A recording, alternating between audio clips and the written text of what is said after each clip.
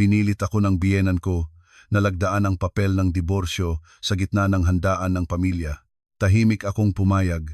Tumayo mula sa aking upuan, lumapit sa aking katuwang at inutusan ko siya ng mahinahon na ipaalam kaagad sa Human Resources na tanggalin sa trabaho ang lahat ng kamag-anak ng pamilyang Reyes na kasalukuyang nagtatrabaho sa aking mga kumpanya. Nang gabing iyon, pumasok ako sa malaking bulwagan ng isang restaurant sa tabi ng dagat sa Bonifacio Global City kung saan ang maalab na liwanag ng mga aranya ay bumababa sa bawat hapagkainan tulad ng gintong pulot-pukyutan. Ang ingay ng mga pagtatamaan ng baso ay halong maingay na tawanan at katatawanan ng mga kamag-anak ng pamilya ng aking asawa na nagpapabigat sa kapaligiran hanggang sa mahirap huminga. Nang araw na iyon ay handaan ng ika-60 kaarawan ng aking biyenan, si Ginang Rosario, ang biyenan ko, at ako ang siyang nag-ayos ng pinakamalaking VIP na silid, nag-order ng pinakamainam na pagkain mula sa alimango, king crab, abalone hanggang sa lobster, at personal pang pinaghandaan ko ang lahat sa pamamagitan ng aking mga koneksyon nang mapaupahan ng isang tanyag na chef na nagluto ng eksklusibo para sa kanila. Ang sinumang tumingin sa akin ay mag-aakala na ako ay isang dalagang manugang na lubos na mapagmahal, isang babaeng palaging marunong magtiis, marunong gumawa ng lahat ng bagay ng maayos, at marunong pangalagaan ang karangalan ng pamilya ng asawa. Ako lamang ang nakakaalam na sa loob ng 3 taon bilang manugang, ang aking pinagsikapang panatilihin ay hindi lamang isang maligayang hapunan, kundi ang isang kasal na nabubulok na mula sa loob. Katatapos ko lamang umupo nang itulak ng biyenan ko ang isang makapal na tumpok ng mga papel patungo sa harap ko. Ang kilos niya ay matatag at malakas na parang matagal na siyang naghihintay sa sandaling ito. Ang tumpok ng mga papel ay dumausdos sa salamin na mesa na umiikot sa gitna at huminto ng tama sa harap ng aking plato. Ang 4 na malalaking titik ay dumarating ng direkta sa aking mga mata, kasunduan sa diborsyo. Ang buong handaan na maingay kanina ay natigilan sa loob ng ilang segundo at pagkatapos ay mabilis na ang katahimikang iyon ay naging isang alon ng nakatagong pag-usisa. Ang mga mata ng nakatatandang tiyuhin, ng bunso pang tiyahin, ng ikalawang tita, ng ika-4 na tito, lahat ng mga taong sanay makatanggap ng biyaya mula sa akin, ay sabay-sabay na napunta sa akin na parang naghihintay na panoorin ang isang nakakaengganyo na palabas. Ngumunguya ng tsaa ang biyenan ko at nagbigkas siya ng dahan-dahan ngunit may halong kabagsikan ng tinig. Carla, lagdaan mo na. Huwag patagalin ang lahat ng narito. Kaarawan ko ngayon, ayaw kong mabigo ang kasiyahan ko dahil sa iyo. Tumingin ako sa kanya. At ang aking mga palad na nakalagay sa ilalim ng mesa ay hindi sinasadyang sumikip, hindi agad tumugon. Lumingon ako sa kanan kung saan nakaupo ang aking asawa na si Daniel Cruz. Umiwas siya sa aking tingin, yumukod upang balatan ang alimango para sa isang batang sekretarya na si Stephanie na nakaupong katabi niya. Nagsuot si Stephanie ng mapulang damit na maayos na nakakabit sa kanyang katawan, pulang-pulang lipstick, at inilagay ang kanyang kamay ng hayagan sa braso ng aking asawa na parang siya ang tunay na mayari ng handaang iyon. Marinig ko ng malinaw ang tunog ng aking sariling puso na tinatambol ng mabagal at mabigat tulad ng isang martilyo. Nagtatanong ako, ang boses ko ay kakaibang kalmado. Gusto mo talagang gawin ito ngayong araw din? Ngumiti ng mapait ang Ginang Rosario. Kailan pa? 3 taon na kayong kasal ni Daniel. Wala pa ring malikha ang pamilyang ito. Kung ang manugang ko ay hindi marunong manganak, para ka ng tuyong punong nakatanim sa gitna ng bakuran, binubuhay ka lamang ng walang silbi. Ngayon si Stephanie ay buntis na.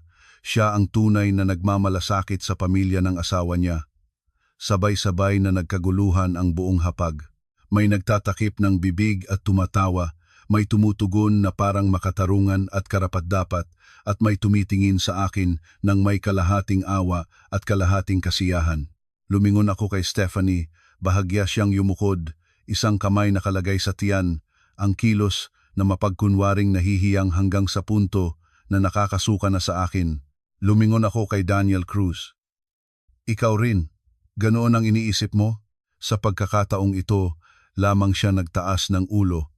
Ang mukha na dati ay nagbigay sa akin ng tiwala. Ang mukha na dati ay nagpapaniwala sa akin na maaari kong ipagkatiwala ang aking buong buhay. Ngayon ay malamig na tulad ng isang bato. Carla, kung ganito na ang nangyari, mas mabuting maayos na natin ito ng tahimik. Lagdaan mo na, iiwanan ko sa iyo ang kondo sa Ortigas at 500,000 piso. Hindi ka matatalo. Natawa ako.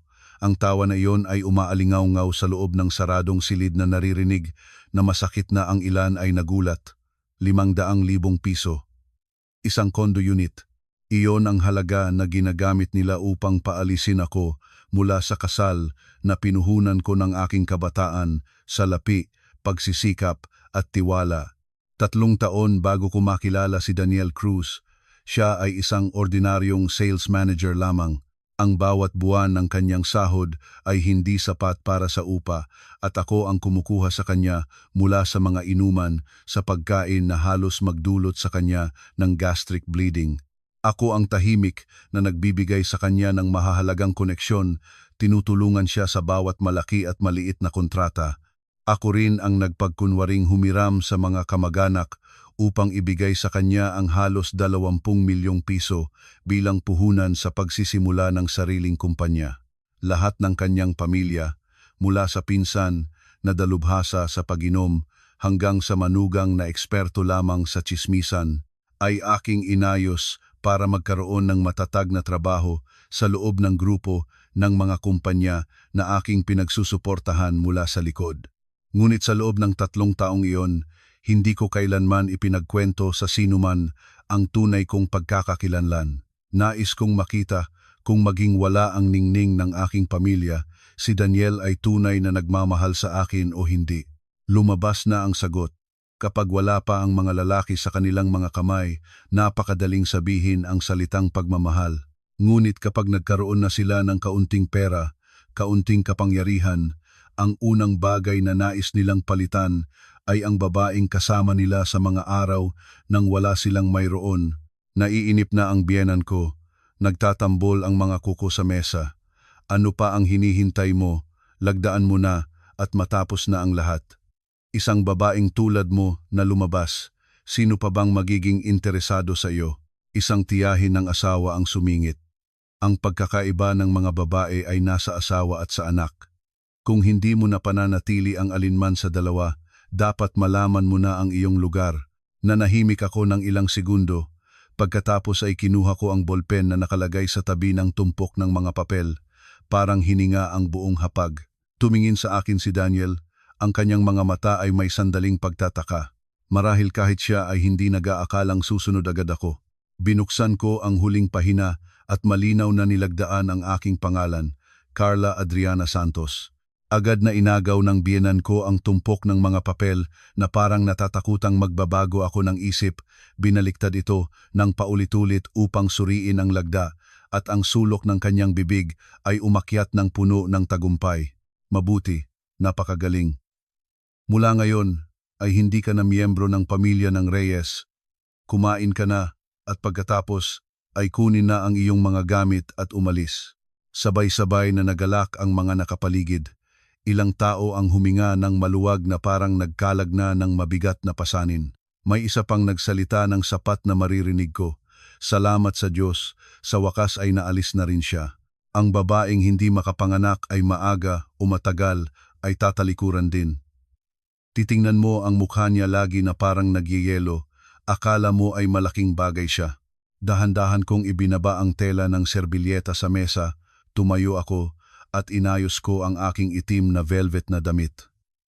Huminga ako ng malalim, walang galit, walang panginginig, walang luha. Kalmado ako hanggang sa magulat pa ang aking sarili. Pagkatapos ay kinuha ko ang aking telepono at tinawagan ang isang tao. Sumagot ang kabilang dulo halos kaagad. Opo, narinig ko po kayo, Ate Carla. Tumingin ako ng diretso kay Daniel at sa kanyang pamilya at dahan-dahan ko itong binigkas ng isa-isa. Kuya Kevin, Ipaalam mo agad sa Human Resources na wakasan ang kontrata ng lahat ng empleyado na kamag-anak ng pamilya ng Reyes na kasalukuyang nagtatrabaho sa aming grupo ng mga kumpanya. Suspindihin ang lahat ng kasunduan sa supply, bawiin ang karapatang pamamahagi, ilak ang limitasyon ng kredito at ilipat ang mga record ng paglabag sa pananalapi ng mga taong involved sa legal department ngayong gabi na. Ang ngiti sa labi ng biyenan ko ay biglang nawala. Si Daniel ay biglang tumayo at bumagsak ang baso ng alak sa harap niya. Ano ang sinabi mo? Itinangal ko ang aking tingin sa kanya at sa unang pagkakataon pagkatapos ng 3 taon ay hindi na ako nagtatago. Nakalimutan mo na ba? Si Daniel Cruz ang sumuporta sa iyo mula simula hanggang ngayon ay hindi kailanman ito kapalaran. Ako iyon. Pinigilan ko ang tawag. Ang buong silid ay tahimik na tulad ng kamatayan at sa sandaling iyon, ang telepono ni Daniel ay nagsimulang paulit-ulit na tumunog. 1 tawag, 2 tawag, 3 tawag. Puti ang mukha niya habang tinitingnan ang pangalan ng tumatawag. Alam ko na ang palabas ng pamilya ng Reyes ay nagsisimula na. Nang dumating na sa ika-4 na tawag ay kumuha na ng telepono si Daniel ng pabilis-bilis. Kahit ilang pangungusap lamang ang narinig, ang kanyang mukha ay mabilis na nagbago mula puti patungong abo. Ang kamay na hawak ang telepono ay nanginginig ng husto at ang boses niya ay naligaw. Ano ang sinabi mo? Suspindihin ang lahat ng order? Hindi maaari. Nilagdaan namin ang karagdagang kasunduan noong nakaraang linggo.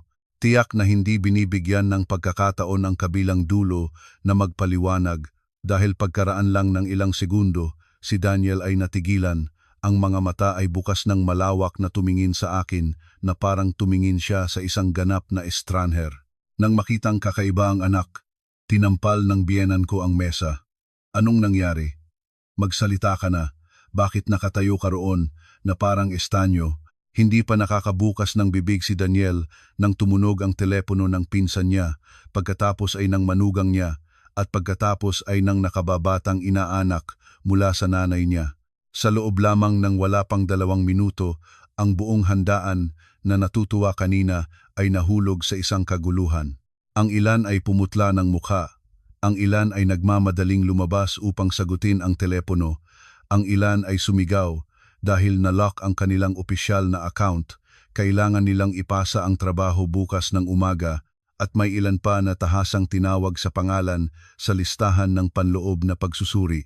Nakatayo akong tahimik sa gitna ng silid na iyon, narinig ang lahat ng iyon tulad ng pagdinig sa mga alon na sumasalpok sa mga bato, hindi napaka-ekstatiko hanggang sa point na mawala ang kontrol at hindi rin masyadong masakit na nakakulapol. Naramdaman ko lamang ang isang paglamig na dahan-dahang dumadaloy sa aking puso. Sa nakalipas na 3 taon, nagtiis ako ng napakatagal, nagtiis hanggang sa malimutan nila kung sino talaga ang kumukuha sa buong pamilyang ito mula sa putik papunta sa matatag na lupa. Humigpit ang hawak ni Stephanie sa braso ni Daniel, ang boses niya ay mababa ngunit hayag ang pagkataranta. Daniel, nagbabanta lang ba siya? Paano ang isang tawag sa telepono? Tumingin ako sa kanya, bahagya akong ngumiti. Hintayin mo pa ng 10 minuto at malalaman mo kung nagbabanta ito o hindi. Tumayo ang biyenan ko at itinuro ang aking mukha ng direkta. Huwag kang lumampas. Sino ka ba na palaayasin ang lahat ng aking mga tao? Lumingon ako sa kanya, dahan-dahan kong nagtatanong. Talagang naniwalang 3 taon na ito ay umaasa ako sa pamilyang ito. Ano pa nga ba? Sumigaw ang ginang Rosario. Nagpunta kang manugang, nakatira sa magandang bahay, nagsakay sa mahal na sasakyan, gumugol ng pera ni Daniel at ngayon ay nagpapanggap pa. Natawa ako at sa pagkakataong ito ay hindi ito ang uri ng mapait na tawa, kundi ang ngiti ng isang taong narinig na ang pinakamalungkot na bagay sa kanilang buhay. Ang Mercedes na iyon sa labas ay binayaran ko. Lumingon ako kay Daniel. Ang opisina ng kumpanya sa BGC ay aking sinigurado ang pagpapaupa. Nakatingin ako sa pinsan niya. Ang puhunan na 12 milyon sa unang taon ay aking pinagkukunan. Tumingin ako ng direkta sa biyenan ko. at ang bahay sa Alabang na patuloy mong ipinagmamalaki sa mga kapitbahay bilang swerte ng pamilya ng Reyes. Ang deposito at kasangkapan ay mula rin sa aking account na inilipat. Namatay ang buong silid. Nabulol ang isang tiyahin. Aano ang sinabi ni Carla? Hindi ko siya sinagot, tumingin lamang ako kay Daniel. Nais ko na siya ang harapin ang katotohanang pinigilan niya sa mahabang panahon. Nanipis ang labi ni Daniel. Ang panga ay paulit-ulit na kumikibot at parang itinulak siya sa huling hangganan. Sumigaw siya. Tama, tinulungan mo ako. Ngunit voluntaryo kang gumawa niyon. Hindi kita pinilit. Sa sandaling sinabi ang mga katagang iyon, marinig ko ang malinaw na may nabali sa loob ko ng tuluyan, walang pagsisisi, walang malambot na uri ng sakit na hindi malinaw, mayroon lamang isang malamig na katinuan. Tumango ako. Sige, isaalang-alang nating voluntaryo akong tumulong sa maling tao. Kita ng biyenan ko na nagsalita ang anak, na naging lakas niya, nagtayo siya nang nakasandal ang kamay sa bewang at sumigaw ng malakas. Nakadiborsyo ka na, umalis ka na, huwag kang manakot dito ng sinuman. Ang mga drama mo ay panlilinlang lamang sa mga estrangher. Dito sa amin, alam naming walang kabuluhan ang lahat ng iyan. Sa sandaling iyon, ang pinto ng VIP room ay biglang bumukas at dalawang lalaki sa itim na suit ang pumasok, kasunod ang manager ng restaurant. Bahagyang yumuko ang lalaking nauuna sa akin. Ate Carla, dala ko na po ang mga dokumentong hiniling mo. Tinanggap ko ang manipis na tumpok ng mga dokumento mula sa kamay ni Kuya Kevin.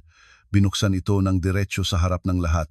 Sa loob ay mga photocopy ng transfer ng pera, kontrata ng kapital, liham ng garantiya, email ng koordinasyon ng order, lahat ay may lagda, selyo ng pagkumpirma o malinaw na kasaysayan ng transaksyon.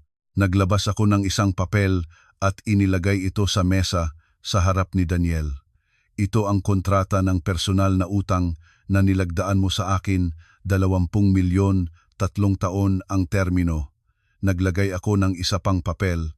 Ito ang pangako na gagamitin ng sistema ng pamamahagi ng aking kumpanya para itulak ang mga produkto ng iyong kumpanya. Isa pa, at ito ang listahan ng mga tauhan ng iyong pamilya na espesyal na natanggap sa aking rekomendasyon. Sa bawat papel na inilagay ko, ang mukha ng pamilya ng Reyes ay lalo pang pumuputi ng kaunti. Nagsisimula na nilang maunawaan. Ang tinanggap nila bilang swerte ng pamilya ng Reyes ay sa katunayan ay pagmamahal lamang ko.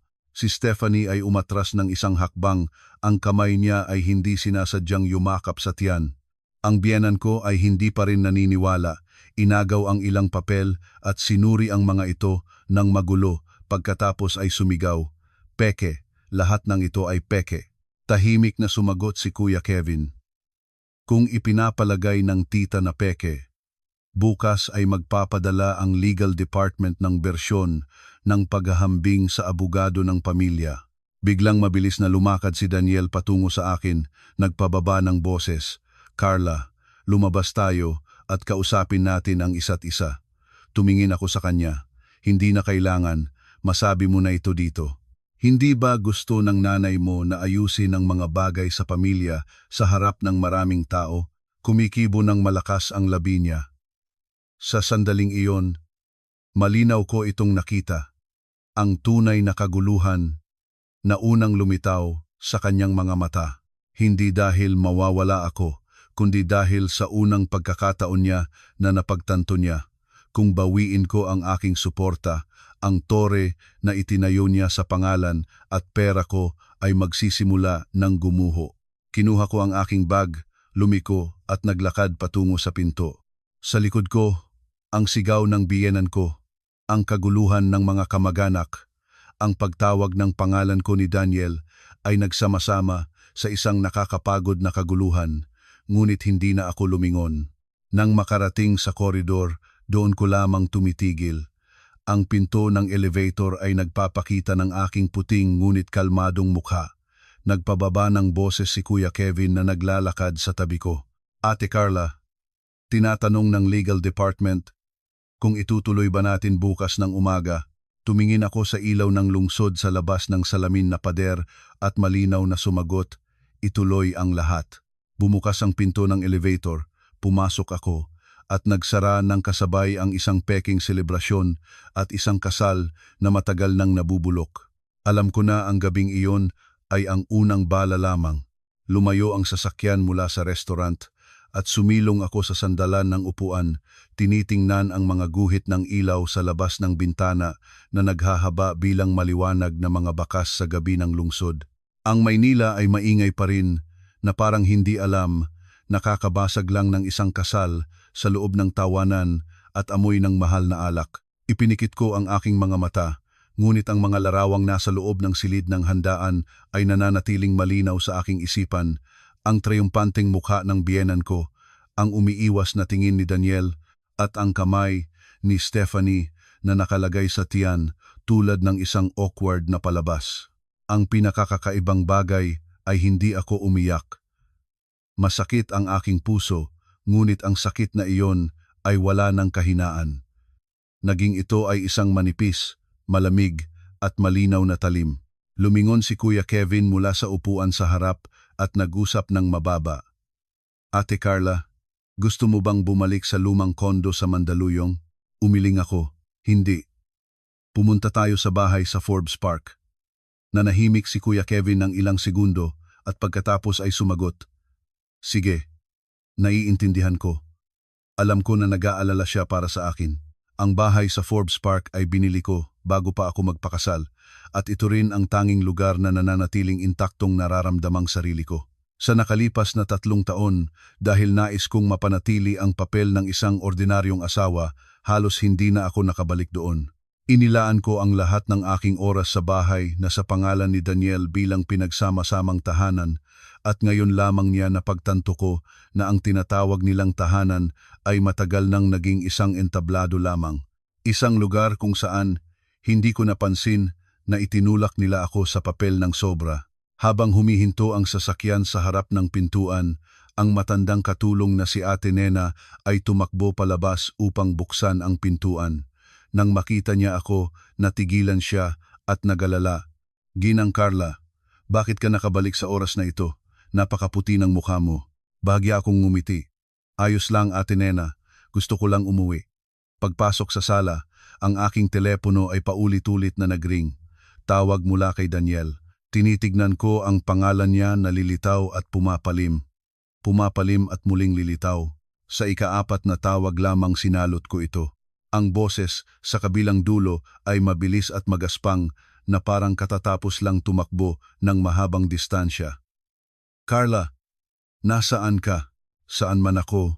Wala na itong kinalaman sa iyo. Huwag kang magsalita ng ganyan. Kailangan nating magkita at mag-usap. Akala ko ay malinaw na ang aking sinabi sa restaurant. Huminga ng malalim si Daniel.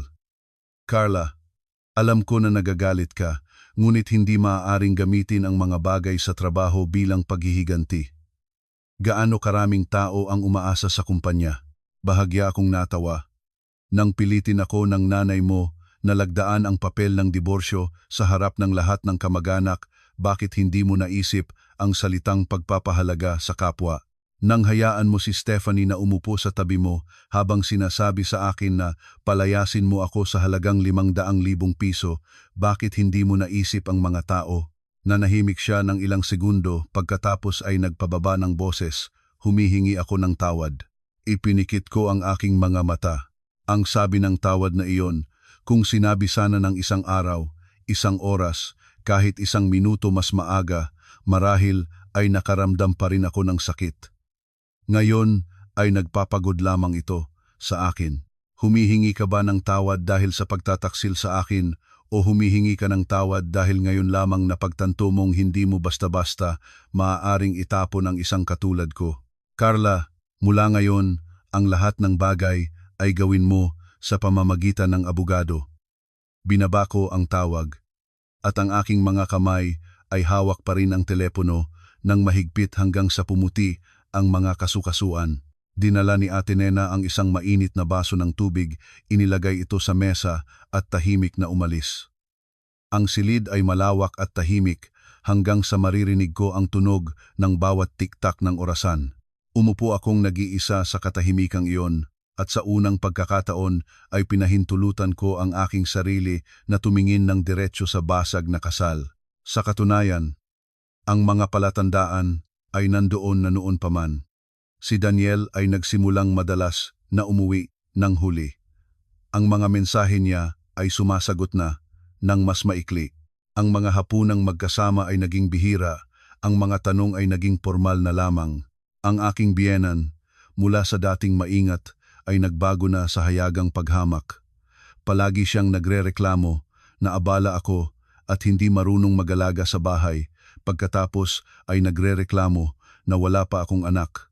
Isang beses ay naisip ko na kung magtitiis lamang, kung sapat na maganda ang aking ginagawa, kung sapat na ang sakripisyo, ang pamilya ay mauunawaan sa huli.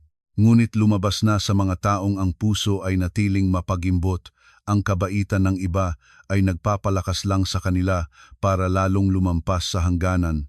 Malapit na sa hating gabi, nagpadala si Kuya Kevin sa akin ng ilang maikling ulat. Lahat ng koneksyon sa supply para sa kumpanya ni Daniel ay nalock na. Ang legal department ay nakumpleto na rin ang abiso sa pagsusuri ng mga hindi malinaw na gastos sa 3 unit kung saan may nagtatrabahong kamag-anak mula sa kanyang panig. Binasa ko ang bawat linya, walang pagbabago sa mukha, ngunit sa loob ko ay bumangon ang isang kakaibang pakiramdam. Hindi ito kasiyahan, hindi rin ito pagdurusa. Isang pagod lamang ng isang taong katatapos na gupitin ang isang tumor na tahimik na nakaugat na sa sarili niya ng napakatagal. Tumayo ako at lumabas sa balkonahe. Ang hangin ng gabi mula sa paligid ay malamig. Sa ibaba nito, ang mga linya ng ilaw ng sasakyan ay patuloy at walang katapusan. Biglang naalala ko ang 3 taon na nakalipas. Ang unang araw na hinawakan ni Daniel ang aking kamay, ang kanyang boses ay tunay hanggang sa naniniwala akong nakahanap na ako ng tamang tao. Wala akong hawak, mayroon lamang akong isang tunay na puso para sa iyo. Naniwalaan ko noon, naniniwala pa ng ganoon kalaki hanggang sa kusang loob na itinago ko ang aking pagkakakilanlan, umatras sa likod niya at tiningnan siyang lumaki ng sunod-sunod na hakbang na ang puso ko ay masaya na parang ako mismo ang nagtagumpay. Ngayon na iniisip ko ito, nakakaramdam lamang ako ng kapaitan. Ang isang lalaking tunay na nagmamahal sa iyo ay hindi hahayaan ang kanyang ina na pagalipustahin ka sa harap ng handaan at lalong hindi hahayaang maupo ang ibang babae sa katabi niya sa araw ng pagtatapos ng kasal. Inilagay ko ang aking kamay sa barandilya at tahimik na sinabi sa aking sarili, mula ngayon, tahimik na. Pagkatapos ay bumalik ako sa kwarto, binuksan ang laptop at personal na gumawa ng listahan ng mga bagay na gagawin bukas.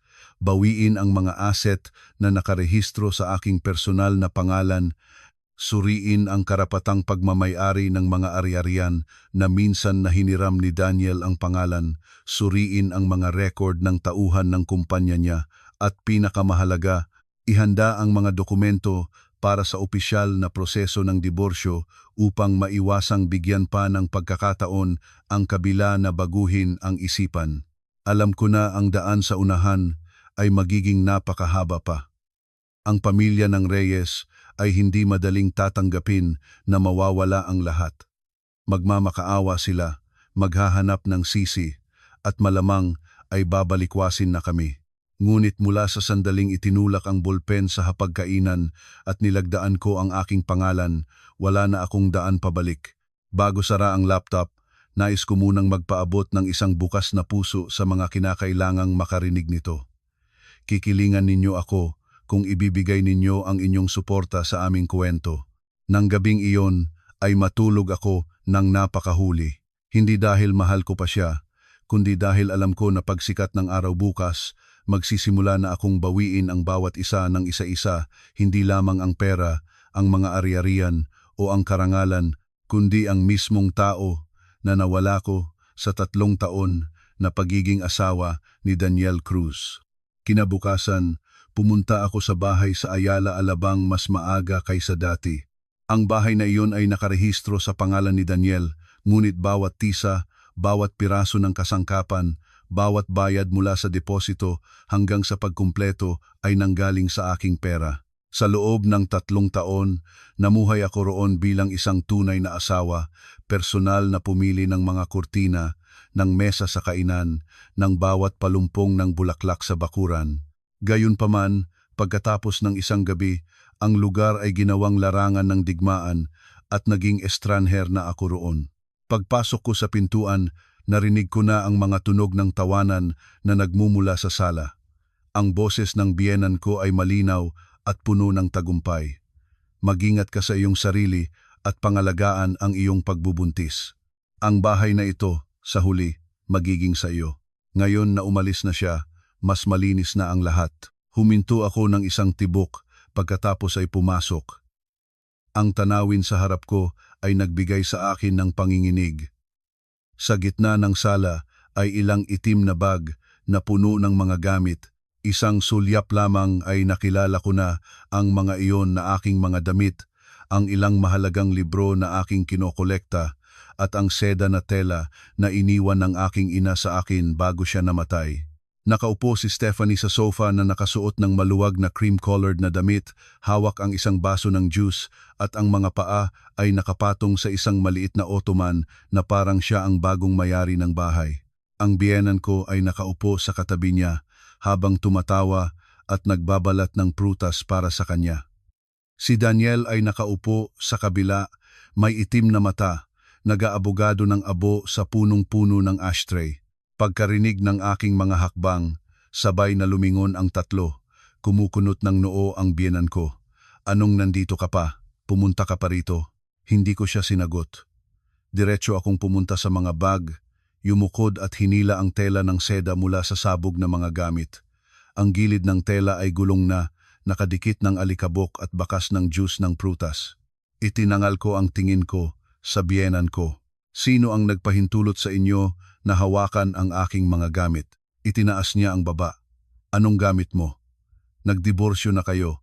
Ang mga bagay na dala mo rin ay dapat mong bitbitin at maalis. Hindi pa kita pinagbabayad sa kasawian ng aming pamilya.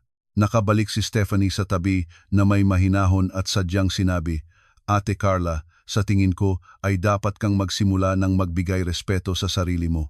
Natapos na kayo ni Daniel, kahit gaano kalakas ang iyong ingay ay wala itong mababago. Lumingon ako sa kanya. Ano ang karapatang ginagamit mo para makipag-usap sa akin sa bahay na ito? Biglang tumayo si Daniel. Carla, tigilan mo na ang paggawa ng gulo, pagod na ako. Natawa ako ng malamig. Pagod ka. Tumingin ako sa buong silid na dati ay aking tahanan, pagkatapos ay huminto sa mga bag sa sahig. Pinilit nila akong lagdaan ang diborsyo sa harap ng lahat ng pamilya. Ang aking mga gamit ay inilagay na parang basura. Isang ibang babae ang nakaupo sa sala ng aking bahay na parang mayari siya at ikaw ang pagod. Habang parang magsasalita na si Daniel, nagring na naman ang kanyang telepono. Tiningnan niya ang screen at agad na nagbago ang kulay ng kanyang mukha.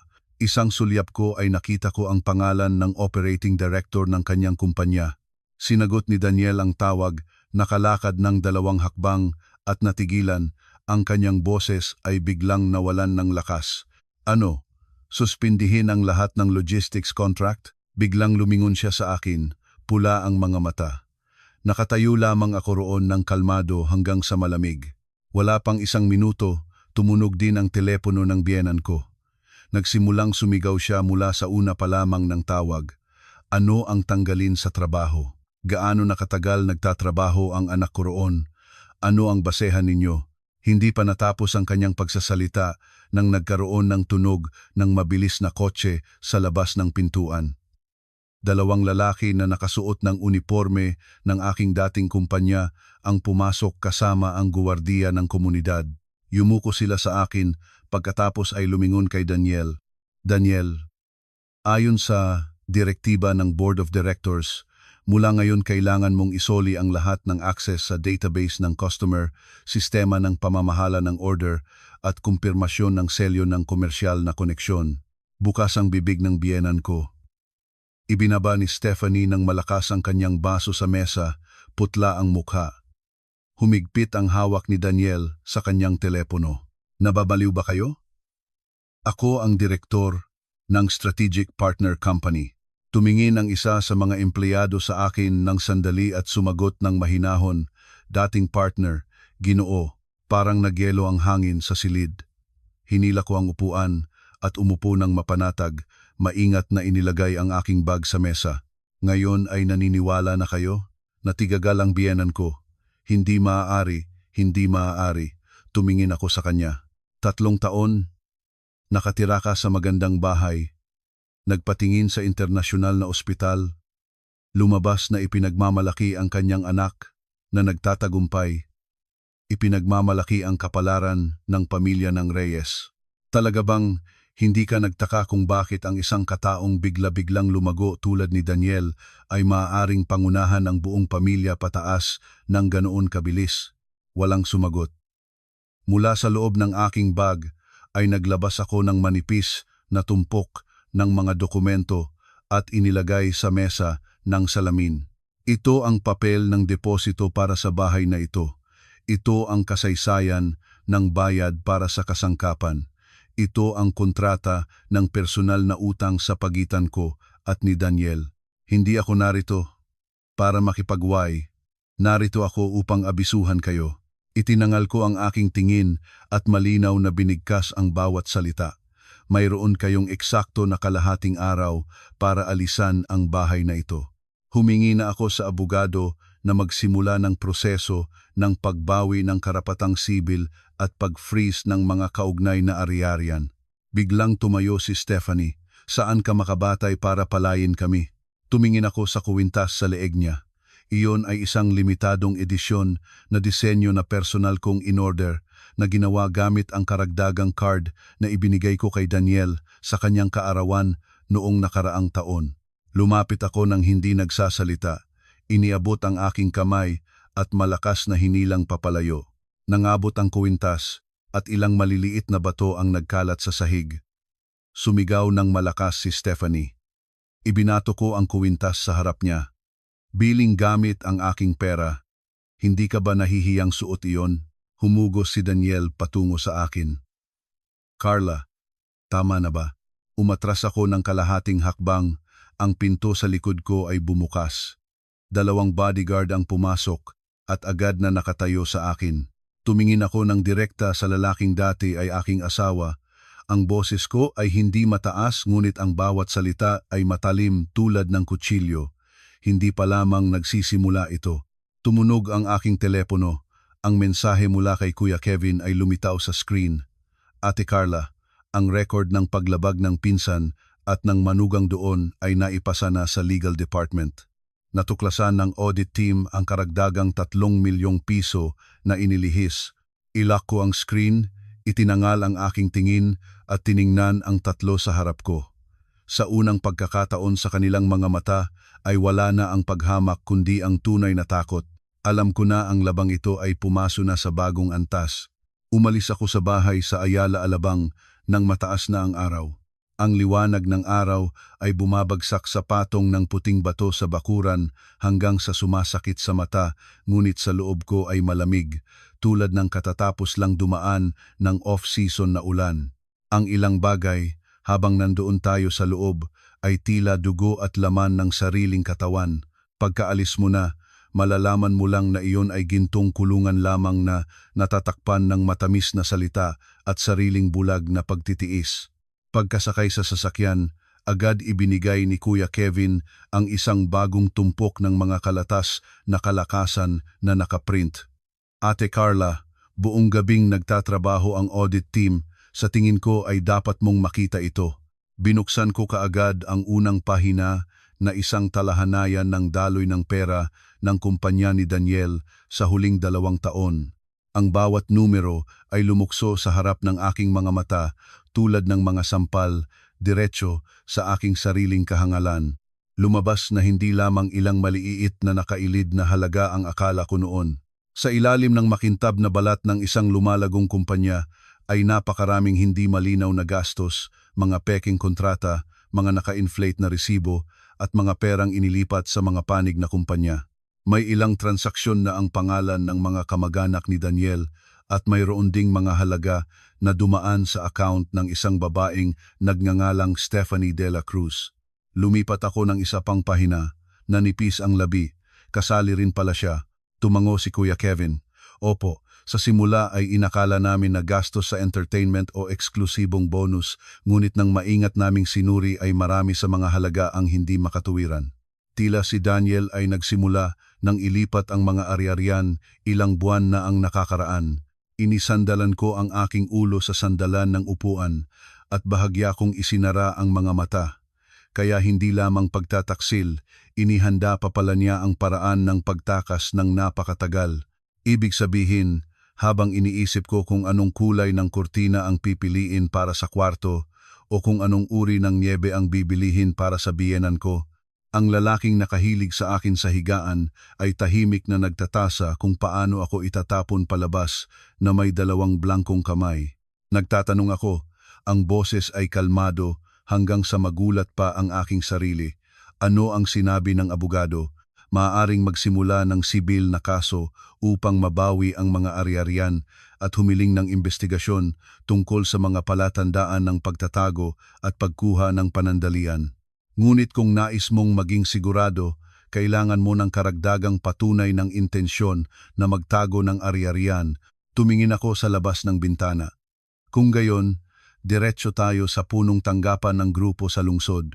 Ang mataas na salaming gusali ay nagpapakita ng maputlang asul na langit, malamig at matibay tulad ng paraan na kinukuha ko ang aking sarili upang tumayo. Sa oras na ito, pagpasok sa lobby, lahat ng mga empleyado na nakatagpo sa akin ay huminto at yumukod. Ang kanilang mga mata ay magalang tulad ng dati, ngunit ngayon ay biglang naramdaman ko ang agwat sa pagitan ng akin sa nakalipas na 3 taon at ang tunay na akin na napakatagal ng palayo. Voluntaryo akong umurong mula sa posisyon na ito upang maging isang ordinaryong asawa. Sa huli ay nakuha ko ang isang handaan ng diborsyo sa gitna ng pamilya ng asawa at isang estranher ang umupo sa aking lugar. Sa meeting room 32, ang personal kong abogado ay naghihintay na. Bukod kay Kuya Kevin, mayroon ding pinuno ng legal department, panloob na audit at 2 tao mula sa pananalapi. Umupo ako sa upuan ng tagapanguna, binuksan ang tumpok ng mga dokumento at nakinig sa bawat punto ng ulat nang hindi nagsasalita. Paunang konklusyon sa kasalukuyan, ang sabi ng abogado, si Daniel Cruz ay gumamit ng relasyon sa kasal upang ma-access ang pinagkukunan ng puhunan, mga ari-arian at network ng negosyo ni Ate Carla. Sa prosesong iyon may mga palatandaan ng pagtatago ng impormasyon, hindi tamang paggamit ng mga ari-arian at maaaring may kilos ng paglilipat ng benepisyo sa ikatlong partido. Kung nais kong harangan ang lahat ng posibilidad ng karagdagang paglipat ng ari-arian, gaano katagal kailangan, kung gagawin ngayong hapon, maaaring makaabot sa pag-submit ng kahilingan para sa panandaliang agarang hakbang para sa ilang account at kaugnay na ari-arian. Gawin na natin kaagad. Medyo bumaba ang loob ng silid. Marahil ay hindi nila inasahang ganoon kabilis ang aking desisyon. Ngunit ako lamang ang nakakaalam sa uri ng tao tulad ni Daniel. Kapag natulak na siya sa gilid ng bangin, hindi niya pipiliin ang pagkilala ng pagkakamali kundi ang pagsalpak pabalik. Hindi ko maaaring bigyan pa siya ng isa pang oras upang linisin ang daan. Umabot ang pulong hanggang sa simula ng hapon. Nang isa-isang lumabas ang lahat ng tao, nanatili pa akong nakaupo kasama ang nakabukas na tumpok ng mga dokumento sa harap ko at ang mga linyang panig na kumpanya at transfer ng pera para kay Stephanie de la Cruz ay parang mga pakong pinalampas ng paulit-ulit sa aking isipan. Ngunit sa gitna ng masakit na karanasan na iyon, may isang detalye na nagpahinto sa akin. Isang malaking halaga ng pera na inilipat halos 3 taon na ang nakaraan, eksakto sa panahon na opisyal na kami ni Daniel. Ang halagang iyon ay napunta sa isang taong nagngangalang Ricardo Bautista na ang nota ay Emergency Assistance. Hinipo ko ang aking dulo ng daliri sa linyang iyon. Sino ang taong ito? Agad na lumapit si Kuya Kevin. Hindi pa namin nakumpleto ang ulat. Sinabi ng audit team na ito ay isang lumang transaksyon, hindi direktang kaugnay sa kamakailan lang na aktibidad ng kumpanya. Hindi kaugnay kung bakit nanggaling ito sa kanyang account. Nanahimik si Kuya Kevin ng ilang segundo bago sumagot. Magpapahinga ako ng tao para suriin ka agad. Siya ay nagtatrabaho bilang pribadong truck driver. Pagkatapos ay nagbitiw sa trabaho. Ang tirahan ay nasa Bulacan at lalo na sa panahon na inilipat ni Daniel ang pera sa kanya, eksakto pagkatapos ng aksidente ninyo ng 3 linggo. Nakinig ako sa bawat salita na ang mga kamay ay humigpit sa sandalan ng upuan. Mayroon bang record ng aksidente? Hinihingi na namin iyon. Ngunit ang kaso noon ay hindi masyadong naitala dahil hindi ka humiling na gawing malaking bagay ang sitwasyon. Bahagya akong ngumiti ng mapait. Tama, noong mga panahong iyon ay nasa ospital lamang ako at nagpapagaling. Ang lahat ng papeles ay inayos ni Daniel at ng kanyang mga tauhan para sa akin. Nadamdam ko pa ang pasasalamat dahil inakala kong maalalahanin siya. Hanapin mo rin ang medikal na record ng paa ni Daniel noong panahon na iyon. Medyo natigagal si Kuya Kevin. Ate Carla, pinagsususpetsahan ba ninyo? Hindi ko pa nakumukumpleto ang konklusyon. Agad kong sinagot, ngunit ang aking boses ay malamig hanggang sa magulat pa ang sarili ko. Nais ko lamang na huwag nang sumampalataya pa sa damdamin. Nang gabing iyon ay hindi ko umuwi kaagad sa bahay, kundi mag-isang nagmaneho papunta sa Ilog Pasig, tumigil sa isang tabi ng ilog. Ang lungsod ay nag-iilaw na. Ang daloy ng sasakyan ay nagpapatuloy na parang hindi kailanman mapagod. Umupo ako sa loob ng sasakyan na ibinaba ang kalahating bintana upang makapasok ang hangin para malinaw ang isipan. Marahil sa mundong ito ang pinakamasakit na bagay ay hindi ang pagtataksil habang nagmamahal ka, kundi ang pagtuklas na ang bagay na pinanatili mo upang mapatawad ang isa ay maaari ring peke. Inakala ko noon na natalo ako dahil masyadong malalim ang pagmamahal ko. Ngayon lang nakita ko na marahil ay natalo na ako mula sa sandali na nagtiwala sa maling tao. Nagring muli ang telepono. Ngayon, si Daniel ito. Matagal kong tiningnan ang pangalan niya bago sinalot ang tawag. Carla, nakatayo ako sa ibaba ng opisina mo. Maaari ba tayong magkita? Wala akong masasabi pa. Alam ko na nagpapaimbestigahan mo sa akin. Ang boses niya ay magaspang. Kung may nais kang malaman, tanungin mo ako ng direkta. Nanahimik ako. Nagsalita siya ng mas mabilis, halos nakikiusap. Kahit man lang bigyan mo ako ng pagkakataong magpaliwanag. Tumingin ako sa aking sariling anino sa salamin ng sasakyan. Ang babaeng iyon ay may pamilyar na mukha, ngunit ang mga mata ay ganap na nagbago kaysa dati. Sige, bukas ay magpapadala ako ng lokasyon. Binaba ko ang tawag bago pa siya makapagdagdag ng kahit ano. Alam ko na kung may isang bagay na nakabaon sa loob ng 3 taon, si Daniel ngayon ay nagsisimulang maramdaman ang panganib. Ang uri ng taong katulad niya ay hindi kusang loob na yuyuko dahil sa pag-ibig. Yuyuko lamang siya kapag natatakot na mawawala ang isang bagay. Sisimulan ko ang sasakyan, aalis mula sa gilid ng ilog na nagsisimulang humipo ng hangin. Sa aking isipan ngayon ay isang napakamalinaw na kaisipan lamang. Kailangan kong malaman ang katotohanan. Kahit gaano kalupit ang katotohanan iyon, anuman ang maging kalalabasan nito sa 3 taon ng aking buhay bilang kalokohan, personal ko pa ring dapat na i-uncover ito. Nang gabing iyon, sa unang pagkakataon pagkatapos ng maraming taon, hindi ko na inaalala si Daniel bilang dating asawa. Nagsimula na akong tumingin sa kanya bilang isang pinagsususpetsahan. Kinabukasan, hindi ko pinili na makipagkita kay Daniel sa opisina o sa sikat na kainan. Hiniling ko sa kanya na pumunta sa isang lumang bar na malalim sa isang tahimik na kalye sa Quezon City, kung saan ang liwanag ng ilaw ay palaging madilim. Ang tunog ng musika ay sapat upang takpan ang mga salitang hindi mo nais marinig ng sinuman. Dumating ako ng 15 minuto ng mas maaga, naupo sa pinakaloob na sulok, Sa harap ko ay isang baso ng mainit na tsaa na kalahating lumamig na. Mula kagabi hanggang ngayon, ang aking puso ay hindi na nauugoy pa. Hindi ako naparito para humawak at hindi rin naparito upang marinig ang kanyang humihingi ng kapatawaran. Naparito ako upang makita kung kapag natulak na siya sa sulok, kung anong iba pang mukha pa ang ilalabas ng lalaking iyon. Pumasok si Daniel ng eksakto 9:00 sa loob lamang ng isang gabi, parang lumuma siya ng ilang taon. Ang kamiseta niya ay kulubot, mabahong balbas, malalim ang mga mata. Ang taong tumingin sa labas ay maaaring maawa, ngunit alam ko nang mabuti, ang hitsura na iyon ay hindi dahil naaalala niya ako, kundi dahil tinatangkilik siyang mabilis na maalis sa upuan na umakyat siya sa pamamagitan ko.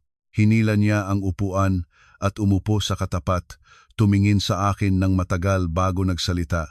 Pumayat ka na, bahagya akong ngumiti. Para lang doon pumunta rito. Yumukod siya, ang dalawang kamay ay naguugnay ng mahigpit, pagkaraan ng ilang sandali ay nagtaas ng ulo. Carla, alam ko na kahit anong sabihin ko ngayon ay hindi mo na paniniwalaan, ngunit ang bagay sa akin at kay Stephanie ay talagang mali. Nadala ako. Tiningnan ko siya nang walang kumikid na mata. Nadala ka o sarili mong lumapit? Natigil si Daniel. Hindi kita bibigyan ng oras na umiwas. Bumalik na ang aking tingin. At ang bagay sa kumpanya, sa pagpapadala ng pera, sa pagtatakas ng ari-arian, paano mo ipapaliwanag? Nais ko lang na mapanatili ang isang paraan ng pagtakas para sa aking sarili. Napakababang, sabi niya. Sinasabi niya ng mababa. Napakamalakas mo. Sa tabi mo, parati akong nararamdamang mas mababa. Natatakot akong kapag hindi mo na kailangan, wala na akong maiwan sa sarili ko. Natawa ako, malamig ang puso. Kaya naman ikaw ang nagtaksil ng una upang hindi ka maiwan. Hindi ko nais na mangyari iyon, ngunit nagawa mo. Ang espasyo sa pagitan namin ay lumubog sa katahimikan. Ang lumang musika na umaawit sa entablado, ang tunog ng piano, ay mabagal at malungkot na parang bumabagsak sa puwang sa pagitan ng mesa. Tiningnan ko ang lalaki sa harap ko at naramdaman ang ganap na pagiging estranher. 3 taon na ang nakakaraan, ito mismo ang pagkain-sensitibo na hinaluan ng katapatan na nagpalalambot sa akin. Ngayon ay nakikita ko lamang ito bilang mahinang kaduwagan na makasarili. Ibinaba ko ang tasa ng tsaa. Tatanungin kita ng isang bagay. Sumagot ka ng totoo. Tumingin sa akin si Daniel, may sandaling pagkiling sa kanyang mga mata. Ang aksidente sa highway noon, talagang aksidente ba iyon? Ang kanyang mukha ay biglang naging matigas sa isang kisap mata. Kahit napabilis, nakita ko pa rin ito. Isang sandali ay sapat na para maramdamang parang lumamig ang lahat ng dugo sa aking katawan. Nagpanggap siyang tumawa. Bakit mo bigla itong tinatanong? Sagutin mo ako. Siyempre aksidente iyon. Sigurado ka ba? Carla, ano ang iniisip mo sa akin? Sa unang pagkakataon mula nang maupo, tumaas ang boses niya. Suminaad ako sa aking sandalan. Dahan-dahan ko itong kinuha mula sa bag ko.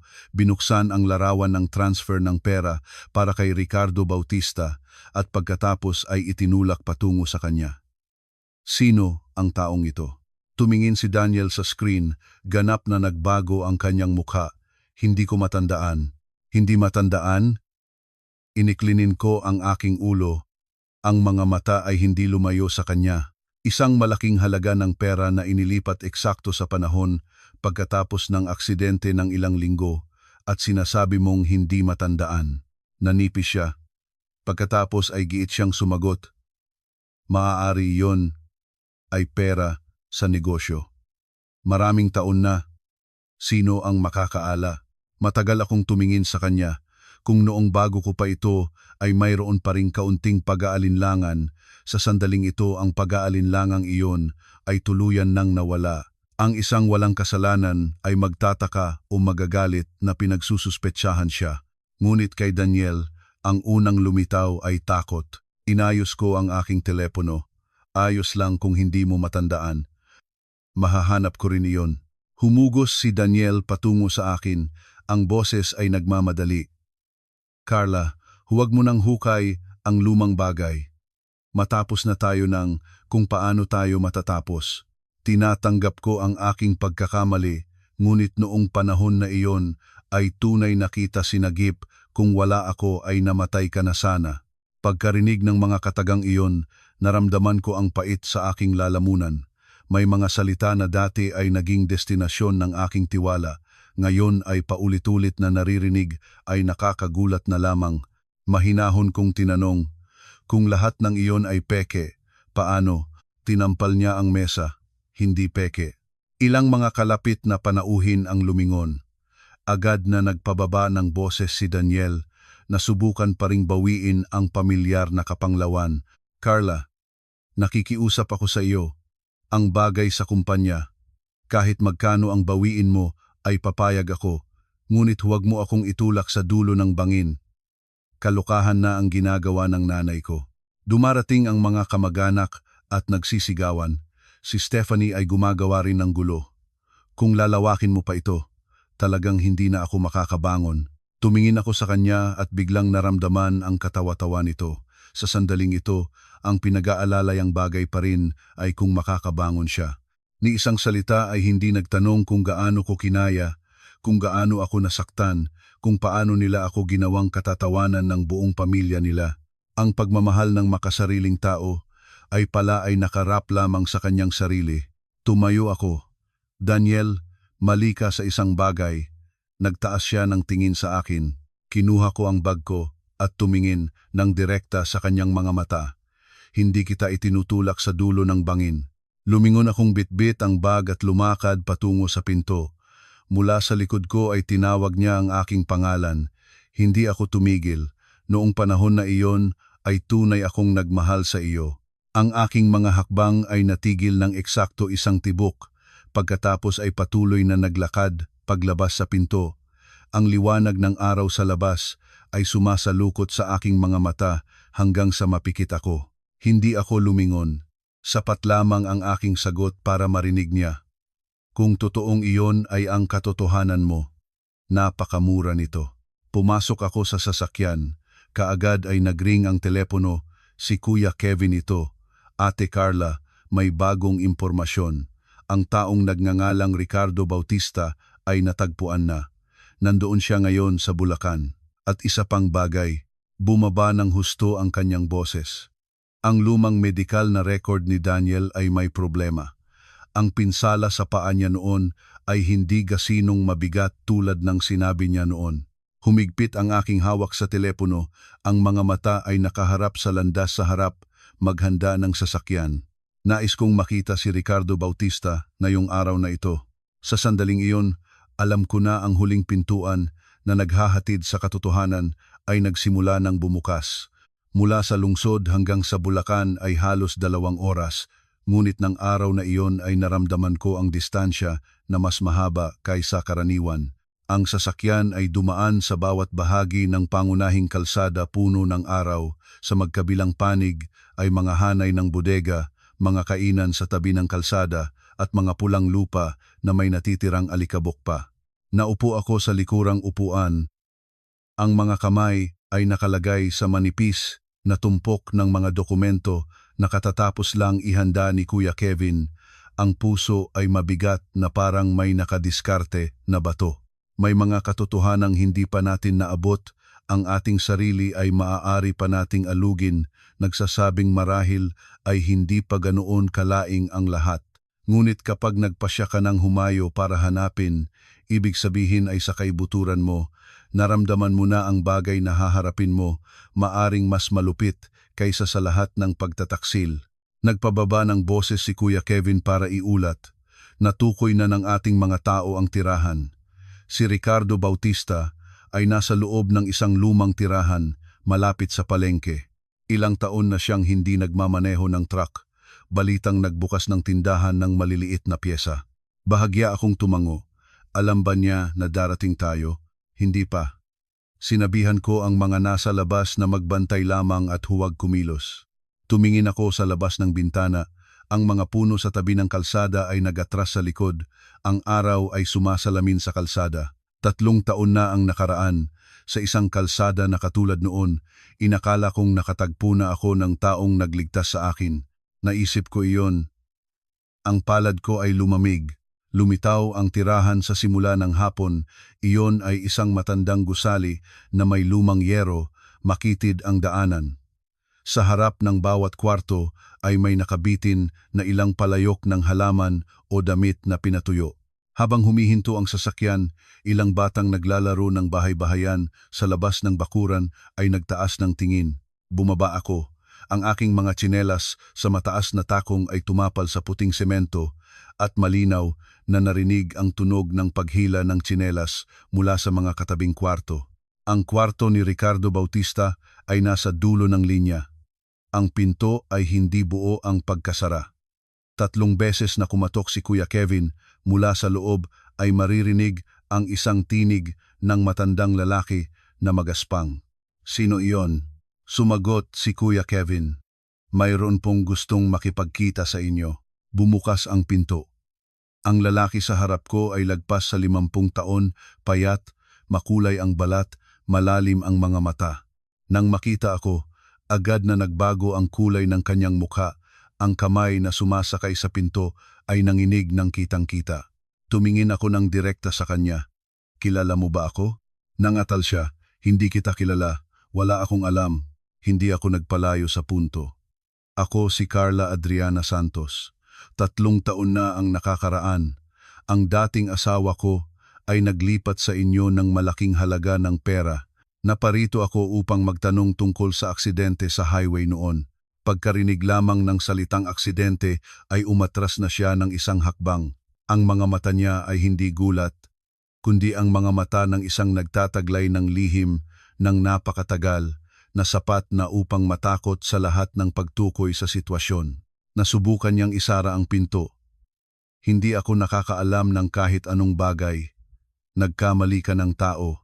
Inilagay ni Kuya Kevin ang kamay para harangin. Nanatili pa rin akong nakatayo sa labas ng pinto.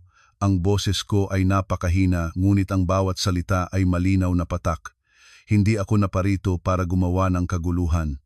Ngunit kung ngayon ay hindi ka magsasabi ng katotohanan, bukas ang record ng paglipat ng pera, kasaysayan ng komunikasyon, at lahat ng mayroon ako ay ipapadala sa pulisya. Sa pagkakataong iyon ay walang pagkakataon na kausapin mo ako ng pribado. Ang lalaki sa harap ko ay natigas. Pagkatapos ng napakatagal, siya ay lumayo sa tabi. Ang boses ay magaspang. Pumasok ka. Maliit at mainit ang kwarto.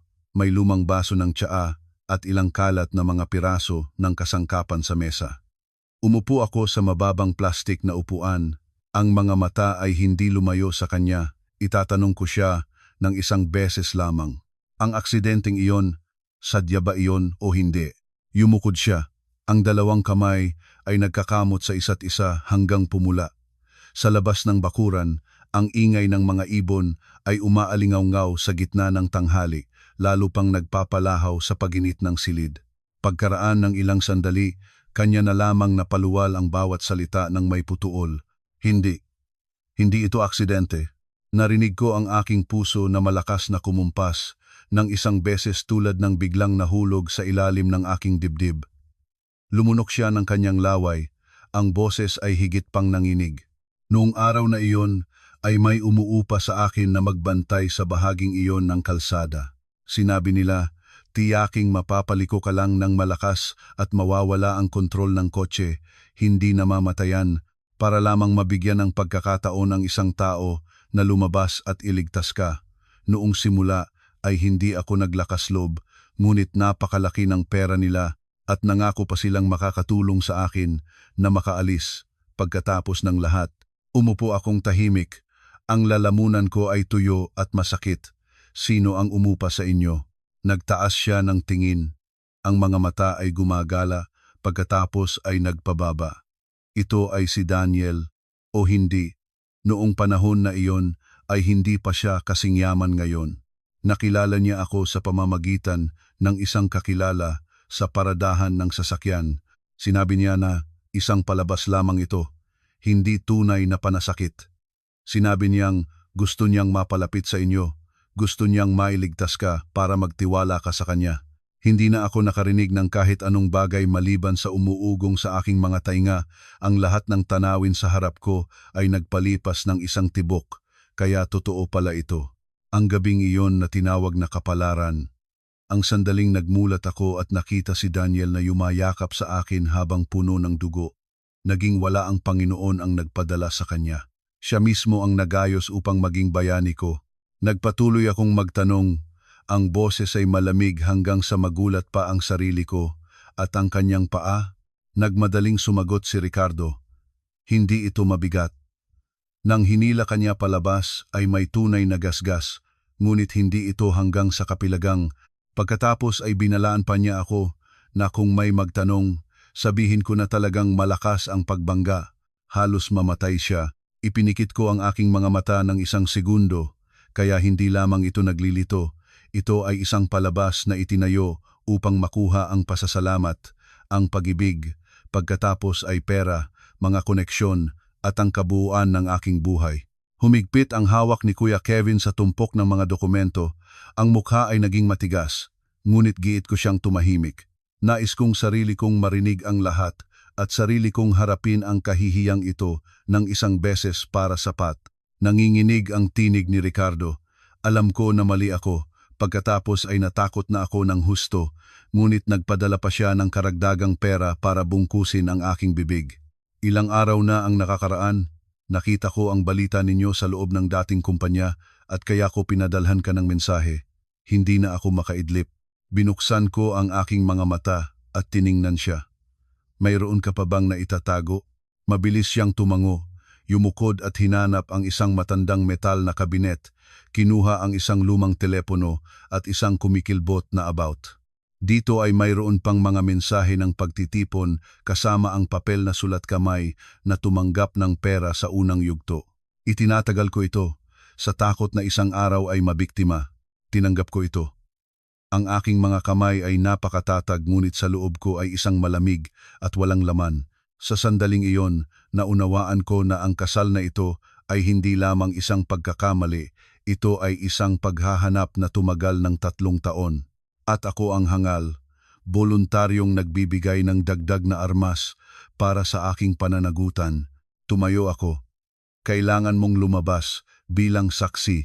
Nagpababa ng tingin si Ricardo. Alam ko, lumiko ako at diretso lumabas sa pinto. Maliwanag ang araw sa labas ng bakuran, ngunit hindi ko naramdaman ang init. Naramdaman ko lamang na ang huling piraso ng pag-aalinlangan sa aking puso na dati para kay Daniel ay tuluyan nang namatay. Mula ngayon, sa pagitan namin ay hindi na ito magiging diborsyo lamang, kundi isang utang na kailangang bayaran para sa isang balangkas. Sa daan pabalik ng Maynila mula Bulacan, wala akong nasambit na kahit isang salita. Ang lumang telepono at sobre ng papel na ibinigay sa akin ni Ricardo ay nakahimlay sa bag ko na tila walang bigat, ngunit ang bigat nito ay sapat na para durugin ang huling kawalan muwang na natitira sa akin. 3 taon. 3 taon na pinagpasalamatan ko ang isang palabas, 3 taon na ginamit ko ang aking pera, prestihiyo, damdamin, at maging ang aking dignidad para bayaran ang isang utang na hindi kailanman umiiral. Nanatili akong nakaupo sa katahimikan habang tinitingnan ang daan sa harap, ang puso ay pantay tulad ng tubig bago ang bagyo. Kapag nasaktan ka, nang hanggang sa pinakadulo, hindi ka naiiyak, ang natitirang iyon ay isang kalamigan na sapat upang gupitin ang lahat ng ilusyon.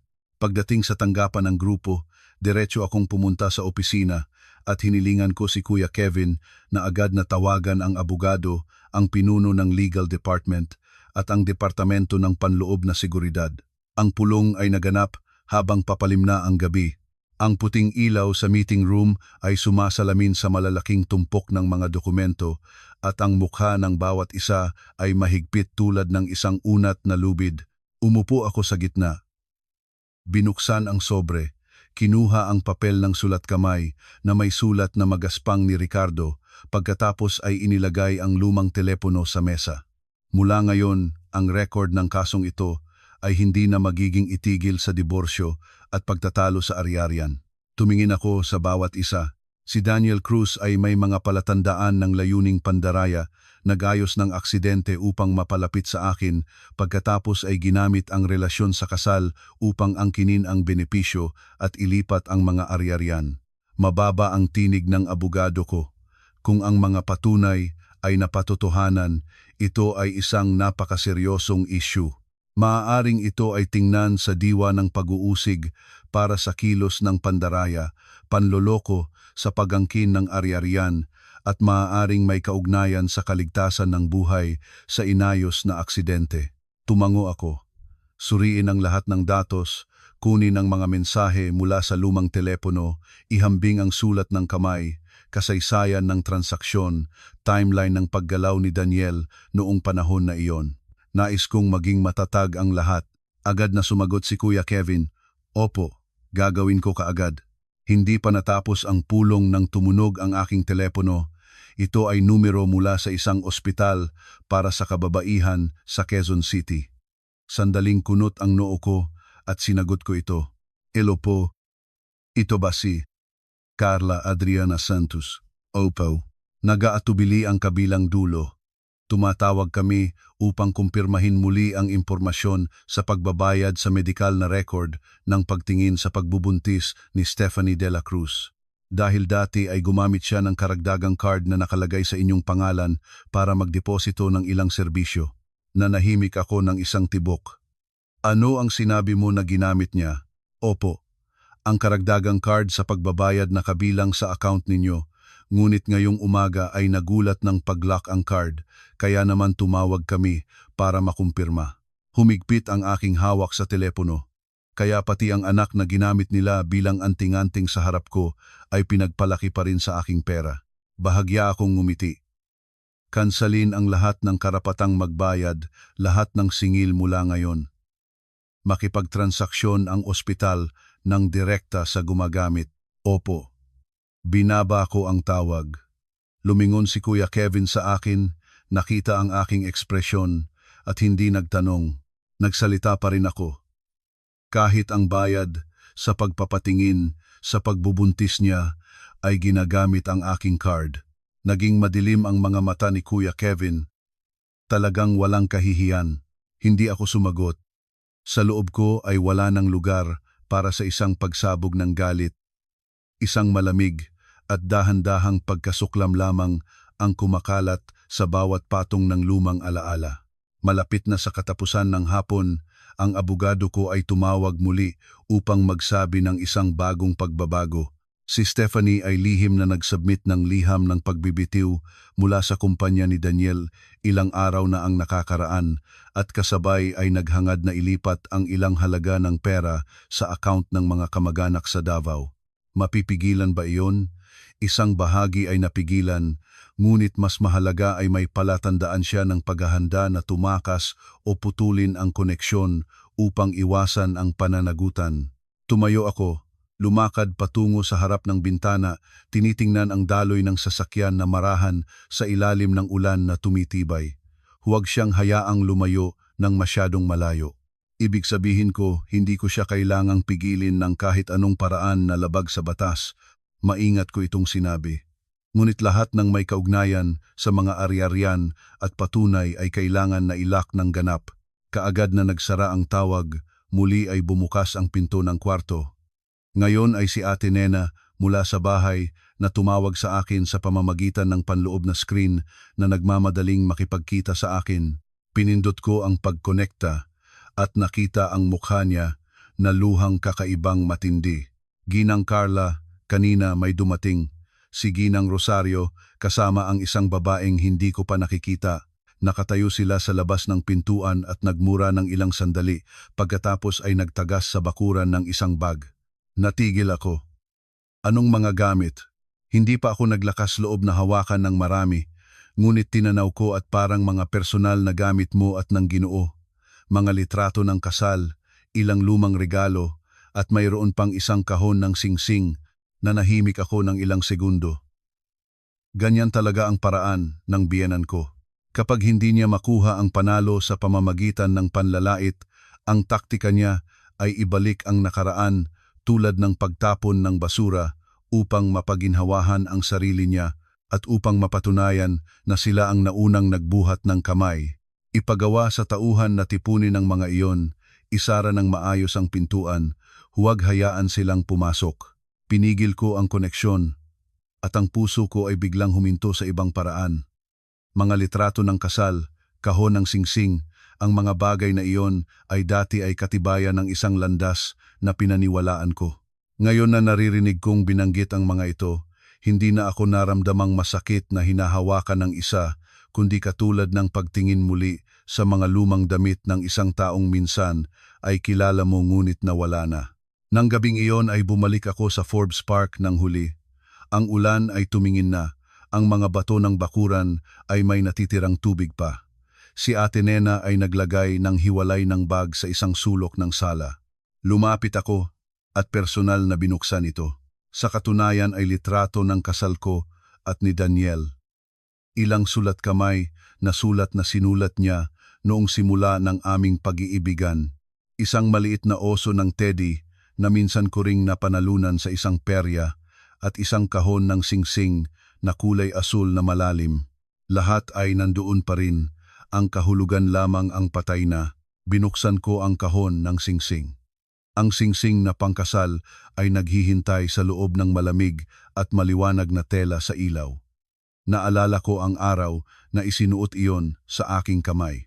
Tumingin sa akin ng matagal si Daniel at pagkatapos ay nagsalita, "Hindi kita papayagan na magsisi sa pagpapakasal sa akin." Ang alaala na iyon ay lumipas tulad ng isang maliit na karayom, hindi sapat para mabuntis ang aking iyak, ngunit sapat upang maramdaman ko ang kawalan ng loob ko. Sinara ko ang kahon, ibinigay kay Ate Nena. Bukas ay dalhin ang lahat ng ito at itapon. Nag-aatubili siya. "Hindi mo ba gagawing naiwan ang kahit ano?" Umiling ako. Hindi na kailangan. Sa sandaling iyon ay nakatanggap ako ng isang mensahe. Hindi mula kay Daniel, hindi rin Estraner. Ito ay resulta ng paunang pagsusuri mula sa abogado. Sapat na batayan upang mapagalinlanganan ang record ng pagbubuntis ni Stephanie at kailangan pang kumpirmahin. Tiningnan ko ang linyang iyon, nalamigan ng mga mata. Kung peke rin ang anak na iyon, ang pamilya ng Reyes ay nabuhay talaga ng panlololo hanggang sa huling hininga nila. Ibinaba ko ang telepono, umupo ng tahimik sa gitna ng maluwag at tahimik na sala. Sa labas, pagkatapos ng ulan, ang hangin ng gabi ay dumadaan sa mga puno na nagpapalitaw ng ugoy-ugoy na tulad ng tunog ng isang bagay na nag-aalis ng matagal ng karumal-dumal. Naunawaan ko ng mabuti, ang labang ito ay malapit nang makarating sa pinakadulo ng katotohanan at kapag ang pinakaduluhang iyon ay nailabas na, walang sino man sa pamilya ng Reyes ang makakapagtago ng kahit kaunting karangalan. Kinabukasan, pagdating ko pa lamang sa opisina, ay naghihintay na ang abogado sa harap ng maliit na meeting room. Ang kanyang mukha ay mas seryoso kaysa karaniwan, sa kamay ay isang gray na kaltas ng mga dokumento. Isang sulyap lamang, nahulaan ko na ang nasa loob ay hindi magaan. Umupo ako at tinanggap ang tumpok ng mga kalatas, binuka ang unang pahina, iyon ay isang talahanayan ng paghahambing ng impormasyon sa pagpapatingin kay Stephanie mula sa dalawang magkaibang medikal na pasilidad. Ang isang lugar ay naitala ang edad ng sanggol na hindi angkop sa panahon nang opisyal niyang inilabas ang tinatawag niyang balita sa pamilya ng asawa ko. Ang isa pang lugar ay may tala ng pagdududa na ang record ng oras ng pagbubuntis ay pinagsampalatayaan na binago. Dahan-dahan ko itong binasa linya-linya at ibinaba sa mesa. Ibig sabihin ng abogado ay may problema ang sanggol na iyon. Tumango ang abogado. Sa kasalukuyan ay hindi pa maaaring ganap na masabi na peke, ngunit sapat na batayan upang sabihin na ang buong kwento ng kanyang pagbubuntis ay kahit papaano ay pinapalaki o inayos ng may maling impormasyon para magsilbi sa isang layunin. Nanahimik ako. Hindi ko na alam kung bakit wala na akong pagtataka. Marahil pagkatapos ng pagkabatid sa aksidente noon na inayos, wala na akong sapat na kawalan muwang upang maniwala na ang pamilya ng Reyes ay nagtago pa ng kahit kaunting katapatan. Mula simula hanggang katapusan, pinili nila kung anong uri ng panlilinlang ang pinakamakapagpapakinabang sa kanila. Nagsalita si Kuya Kevin na nakaupong katabi. Ang boses ay bumaba ng husto. Napatunayan pa ng aming panig ang isa pang bagay. 3 araw bago ang kaarawan ng biyenan mo, pumunta si Stephanie sa isang pribadong klinika, humingi ng maagang sulat ng kumpirmasyon ng pagbubuntis.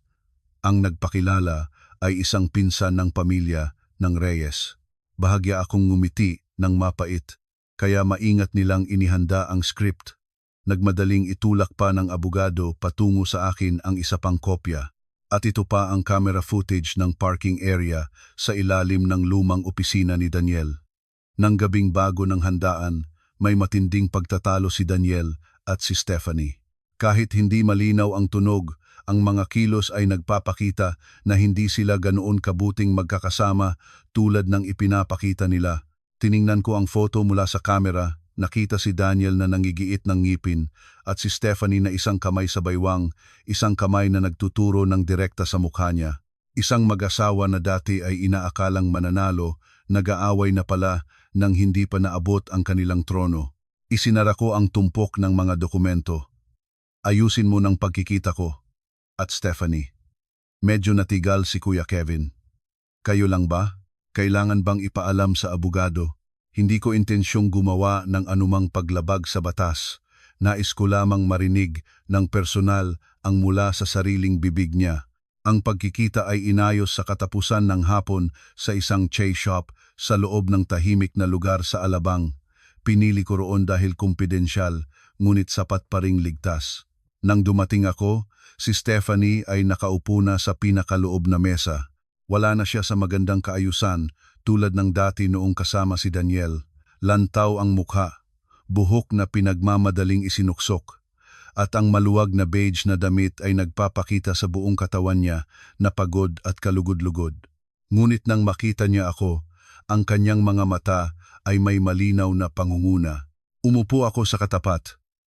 Alam mo ba kung bakit kita hiniling na lumabas? Humigpit si Stephanie sa kanyang baso.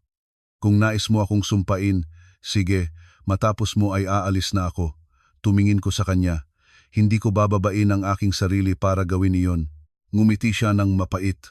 Ang boses ay medyo maasim. Palagi kang ganyang mataas ang tingin sa sarili. Hindi ko sinagot ang mapangguyam na iyon. Mula sa bag ko ay naglabas ako ng 2 papel at itinulak patungo sa kanya. Basahin mo muna. Kinuha ito ni Stephanie, ilang linya pa lamang ay pumuti na siya. Ibinaba niya ng malakas ang mga papel, nagtaas ng tingin sa akin, inimbestigahan mo ako. Iniimbestiga ko ang lahat ng may kaugnayan sa aking kaso. Hindi ko alam ang mga papel na ito. Naniniwala ako na alam mo. Mahigpit ang hangin sa pagitan namin.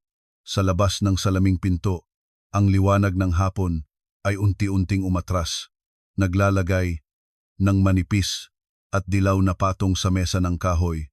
Tiningnan ko ang babae sa harap ko, pinagsumikap kong mahanap kung ang mga mata niya ay may anumang pagsisisi, ngunit ang nakita ko ay takot at kalkulasyon lamang.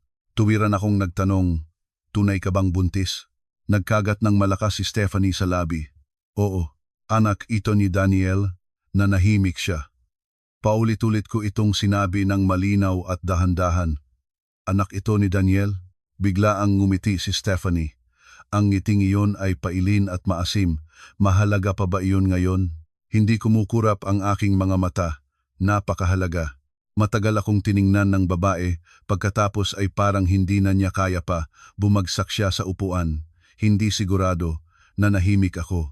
Ngumiti siya ulit ng isang maikling tawa, ngunit nagsimulang pumula ang mga mata niya. Si Daniel ay alam iyon, alam niya ito mula simula. Nagtanong ako, bakit pa niya dinadala ka sa handaang iyon?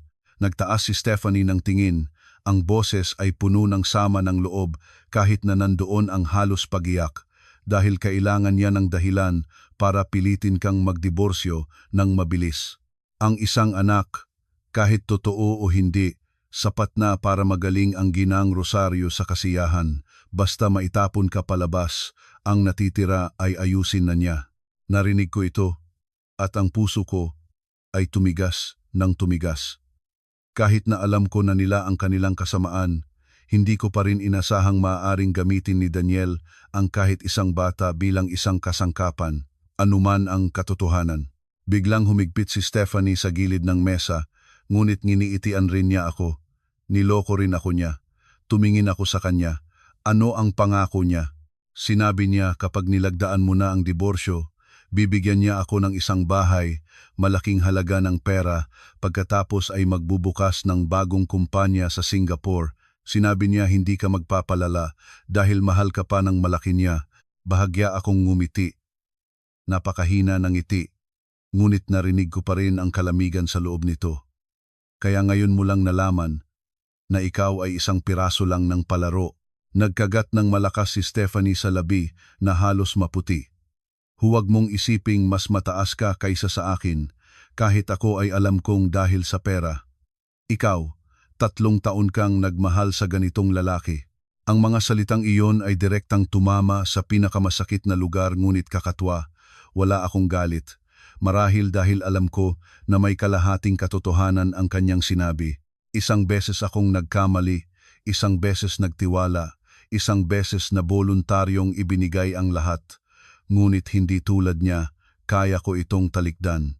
Dahan-dahan akong tumayo, hindi ako nakahihigit sa iyo sa pagdating ng hindi pa nagkakamali.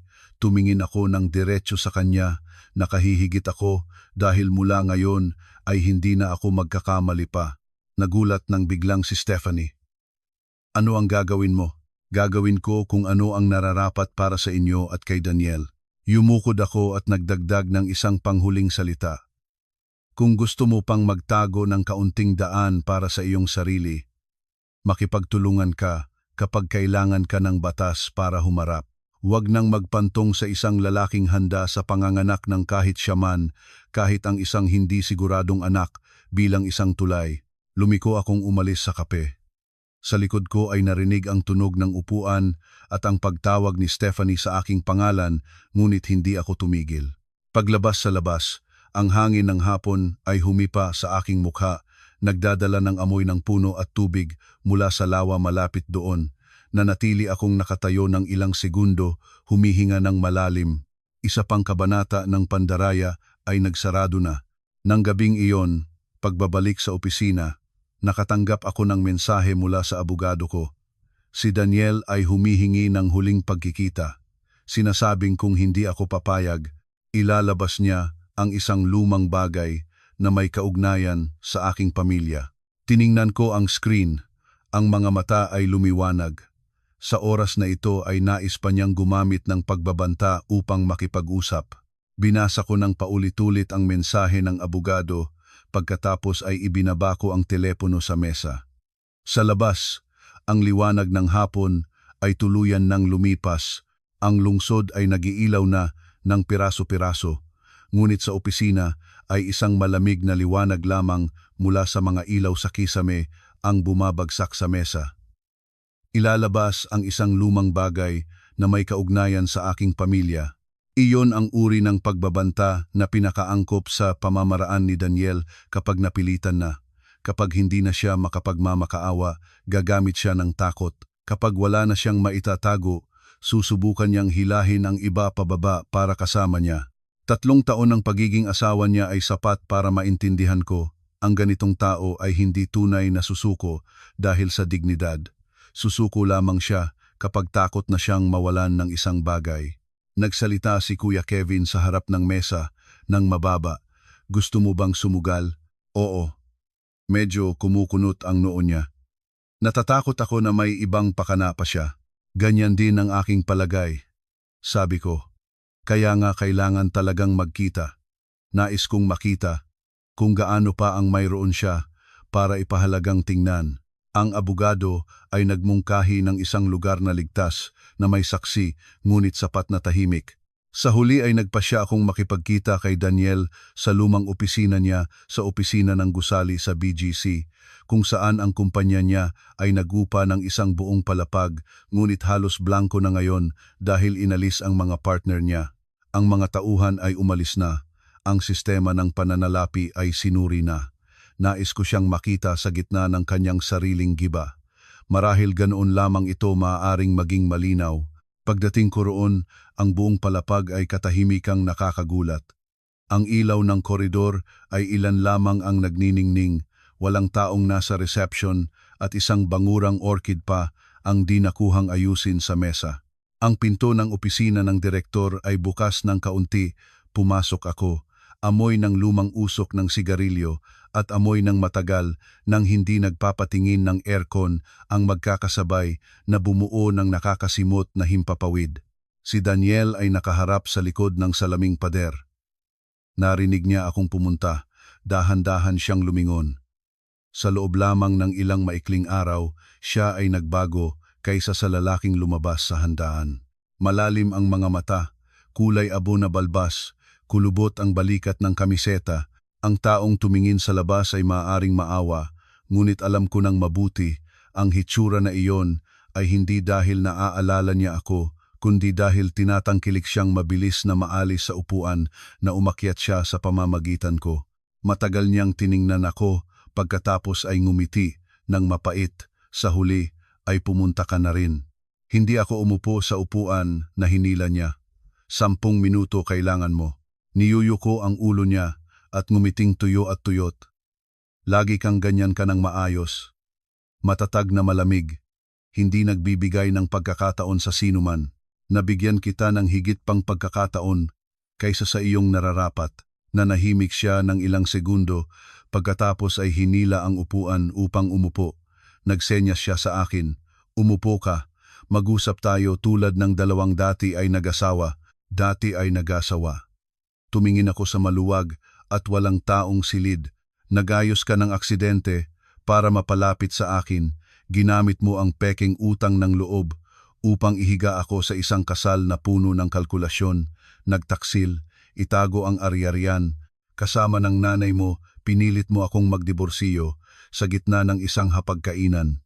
At ngayon ay nais mong mag-usap tayo tungkol sa dignidad.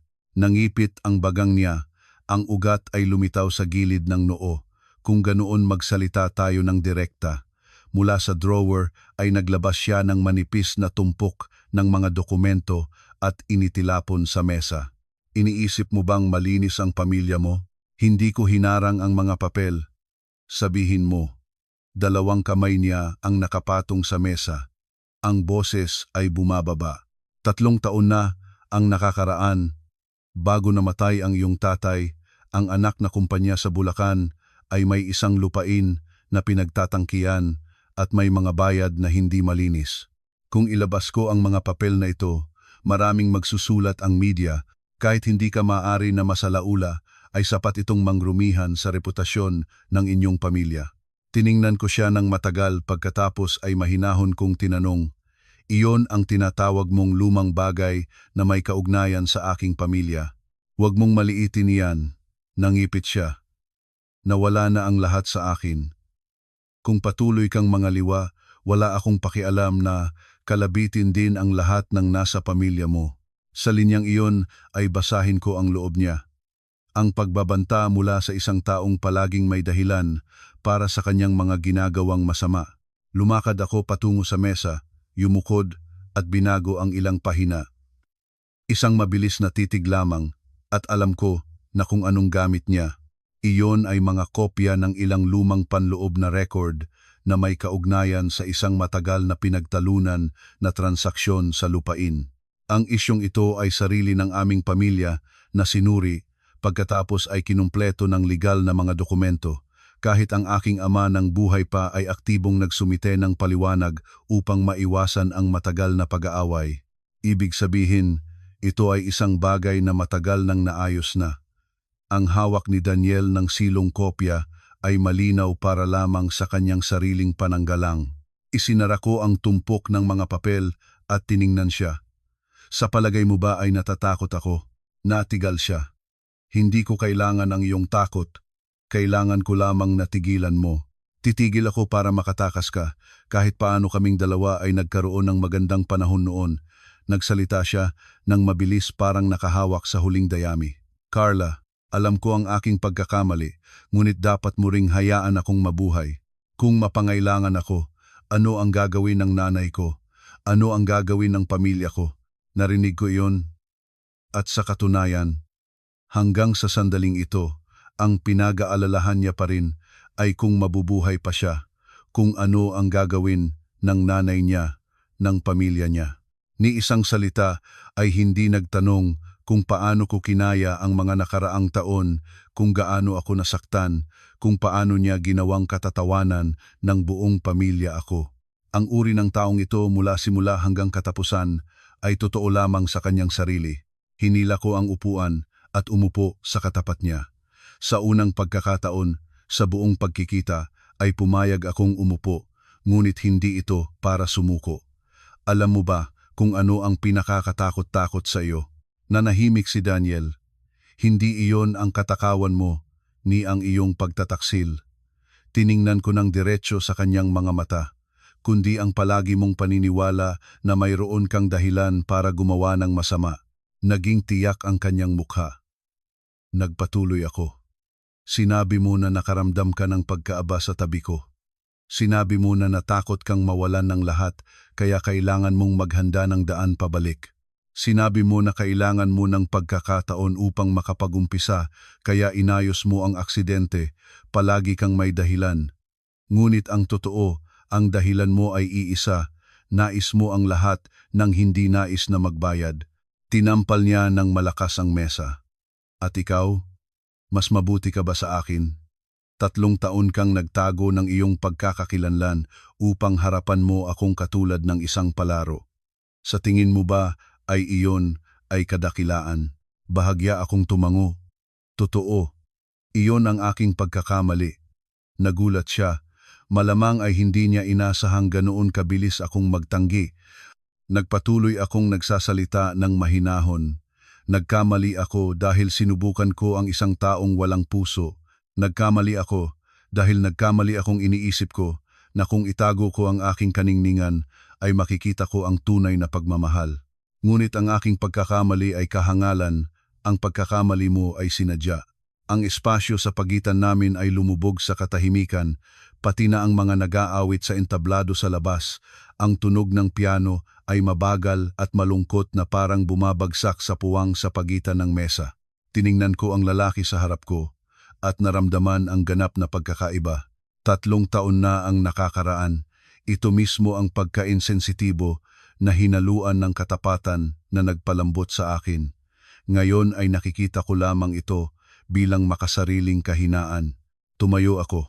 Carla, hindi mo ako patatawarin, hindi ba? Tumayo ka na. Nagtaas siya ng biglang tingin sa akin. Ang huling bahagi ng dignidad ay wala na. Carla, mula sa simula ay iisa lang ang bagay na hindi ko sinungalingan. Naghintay ako. Ang boses niya ay bumagsak na tulad ng siyang pinigil ng isa. May isang sandali noon na tunay akong nais na mamuhay ng tama para sa iyo. Ipinikit ko ang aking mga mata ng 1 segundo pagkatapos ay binuksan ang mga ito, ngunit hindi mo ginawa. Lumabas ako, isinara ang pinto sa likod ko. Iyon ang huling pagkakataon na nakipag-usap ng sarili kay Daniel tulad ng 2 taong may kaugnayan noon. Mula sa sandaling iyon, sa pagitan namin ay mayroon na lamang record, patunay at hatol.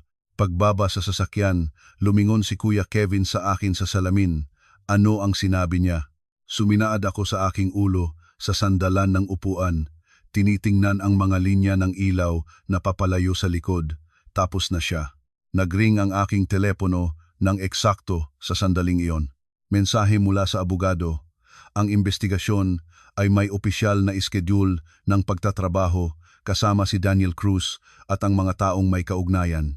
Bukod dito, si Ginang Rosario ay hindi na rin maiiwasang isangkot dahil may mga palatandaan ng pakikiisa at pagtatago ng ilang mahahalagang impormasyon.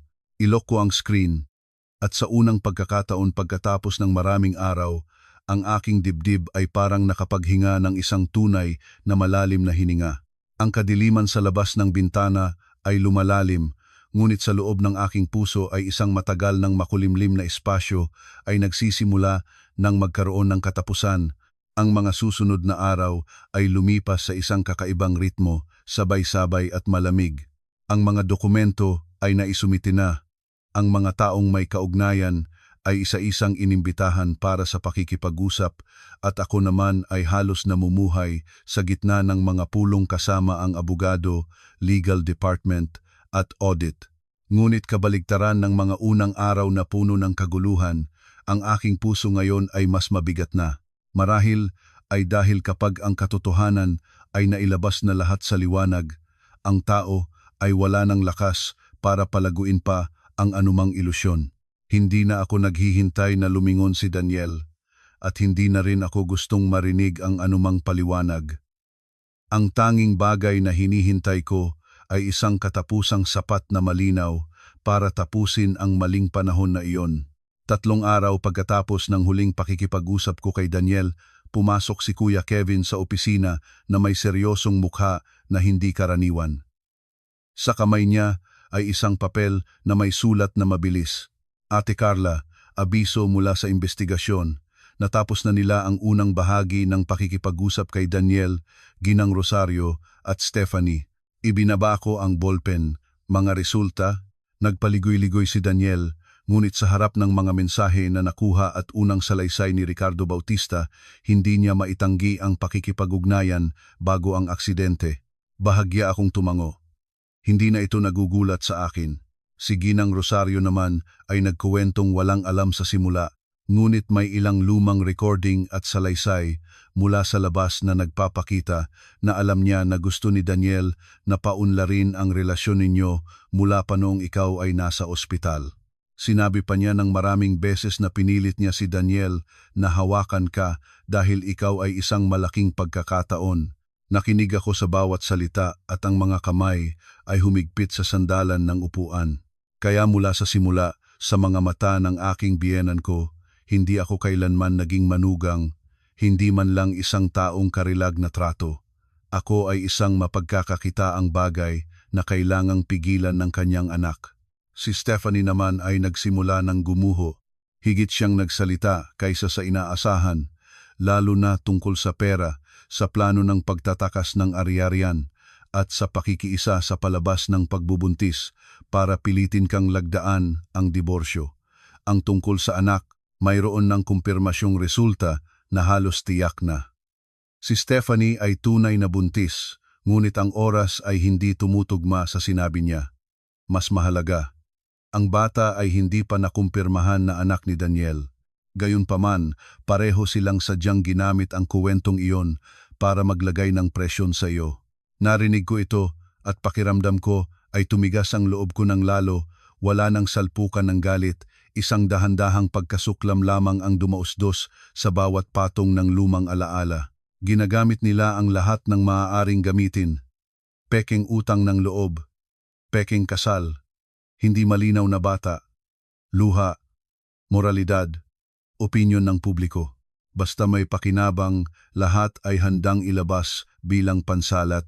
Nang hapon ng araw na iyon, personal akong nagmaneho papunta sa sementeryo upang bisitahin ang aking ama.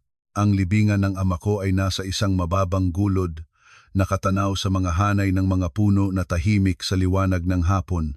Nagdala ako ng isang buket ng puting bulaklak, inilagay sa harap ng bato ng libingan at nanatiling tahimik ng matagal bago ko bahagya na sambit. Tatay, tapos na ang lahat.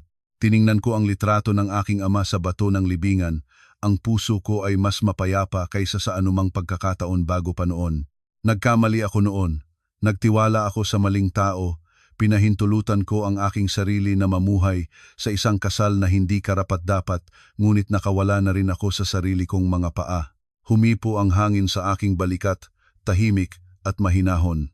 Mula ngayon ay mabubuhay na akong si Carla Adriana Santos, hindi ang anino ng kahit sino pa. Hindi ako umiyak sa harap ng libingan ng ama ko. Marahil ay naiyak na ako ng sobra sa loob ko sa 3 taon na iyon. Ang natitirang iyon ngayon ay hindi kahinaan, kundi ang katinuan ng isang taong sa wakas ay naglakas loob na kilalanin ang sariling pagkakamali at nagpasyang hindi na uulitin pa. Umalis ako sa sementeryo nang lumilim na ang langit. Katatapos ko lang umupo sa sasakyan nang tumunog ang telepono. Ang abogado ito, Ate Carla, nagpapahayag ng pagkakasundo ang kabila. Sinasabing tinatanggap ng kanilang kliyente ang mga pagkakamali at umaasang ikaw ay makakaramdam ng awa sa sibil na bahagi. Sisimulan ko ang sasakyan, ang boses ko ay napakaalwan. Binanggit ba nila ang kriminal na bahagi? Hindi. Bahagya akong ngumiti. Kung gayon, iyon ay hindi pagkakasundo. Iyon ay pakikipagtawaran. Nanahimik ang abogado ng ilang segundo, pagkatapos ay nagtanong, "Ano ang palagay mo, ate?" Tumanggi. Binaba ko ang tawag. Ang langit sa harap ko ay dahan-dahang nababalutan ng manipis na orange-gray na kulay. Sa sandaling iyon ay biglang napakalinaw ng lahat ng bagay para sa akin. Isang beses akong nagmahal, nagtiwala, sarili kong pinigilan ang aking sarili upang maakma sa isang kasal na hindi naman karapat-dapat. Ngunit ngayon, kahit gaano kamahal ang presyo ng paggising, tinatanggap ko ito dahil tanging kapag nasaktan ka ng sapat, natututo ka kung paano tumayo ng nakatuon ang likod habang nabubuhay. Nang gabing iyon, nagpadala si Kuya Kevin sa akin ng huling bersyon ng sibil na hain at pinakabagong ulat mula sa investigasyon. Si Daniel ay malamang naaarestuhin sa lalong madaling panahon. Si Ginang Rosario ay hindi na rin maaaring manatiling labas dahil may mga palatandaan ng pakikiisa sa ilang bahagi ng pagtatago at pagpapresyon. At si Stephanie, pagkatapos ng maraming paikot-ikot, ay sa wakas ay pumirma sa isang pahayag ng pakikipagtulungan kung siyasatin. Binasa ko ang lahat pagkatapos ay isinara ang screen ng laptop at suminaad sa upuan.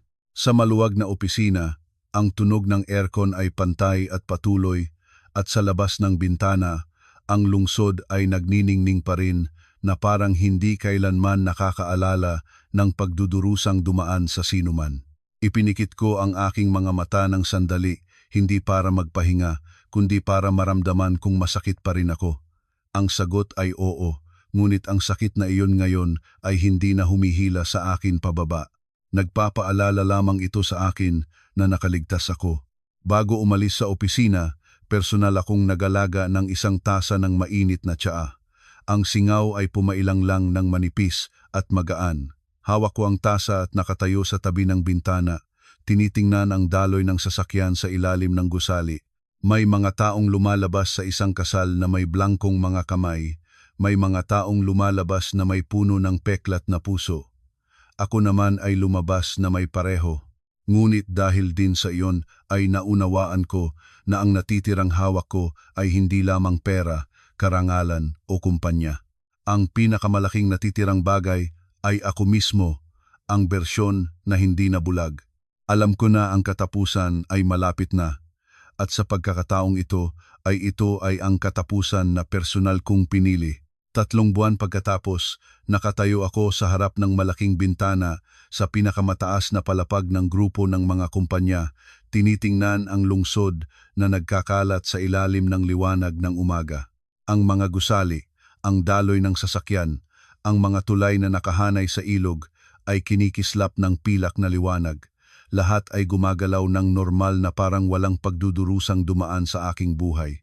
Ngunit ako lamang ang nakakaalam na ang 3 buwang iyon ay sapat upang malis ang isang lumang panahon, sapat para mabalatan ang bawat patong ng panlilinlang, at sapat din para matuto akong muli kung paano tumayo nang nakatayo sa aking sariling mga paa. Sa mesa ko ay isang tumpok ng panghuling buod na ipinadala ng abogado mula ng maaga pang umaga. Muli ko itong binasa, dahan-dahan, mahinahon, wala nang pakiramdam na siksik ang dibdib tulad ng mga unang araw. Si Daniel Cruz ay inuusig para sa maraming kilos na kaugnay ng pandaraya sa proseso ng pagtatayo ng relasyon sa kasal para makakuha ng kita, pagtatago at paglipat ng mga ari-arian at mga seryosong katotohanan tungkol sa inayos na aksidente noon. Si Ginang Rosario, pagkatapos ng isang panahon na nagsigaw pa rin siya at tumanggi, ay sa huli ay hindi rin nakaiwas sa responsibilidad dahil maraming beses siyang tumulong, nagtatago ng impormasyon at nakiisa sa mga pakana upang itaboy ako sa kasal ng anumang paraan. Si Stephanie naman, pagkatapos ng pakikiharap at pagtestigo, ay kailangan niyang dalhin ang responsibilidad para sa mga kilos na may kaugnayan sa pagtutulungan sa paglipat ng ari-arian, pagbibigay ng maling impormasyon at pakikiisa sa palabas ng pagbubuntis upang pilitin akong lagdaan ang diborsyo. Ibinaba ko ang tumpok ng mga papel. Walang pakiramdam ng kasiyahang tulad ng inaasahan ng mga tao kapag ang nagtataksil ay naabot ng parusa, isang napakalalim na pagpapagaan lamang. Tulad ng sa wakas ay personally kong nasara ang isang bulok at amoy alikabok na pinto ng isang silid na matagal na akong nakakulong. Bumukas ang pinto ng kwarto. Pumasok si Kuya Kevin na hawak ang isa pang panghuling dokumento. Ate Carla, kumpirmado na ng civil execution ang pagkumpleto ng proseso ng pagpili at pagtrato sa mga pinagtalunang ari-arian. Ang mga halaga na kabilang sa iyong legal na karapatan ay buo nang nailipat. Tinanggap ko ito at mabilis na tiningnan ang ilang linya. Pagkatapos ay pumirma. Ang bahay sa Alabang ay naayos na. Opo. Pagkatapos makumpleto ang lahat ng proseso, ang halagang natukoy ay naibalik ng tama ayon sa record ng daloy ng pera. Tumango ako. Gawin ng ayon sa tama, huwag itago ang kahit ano. Tumingin sa akin si Kuya Kevin, ang mga mata niya ay may kaunting tahimik na dating. Talagang hindi ka nababalik doon kahit minsan, bahagya akong ngumiti.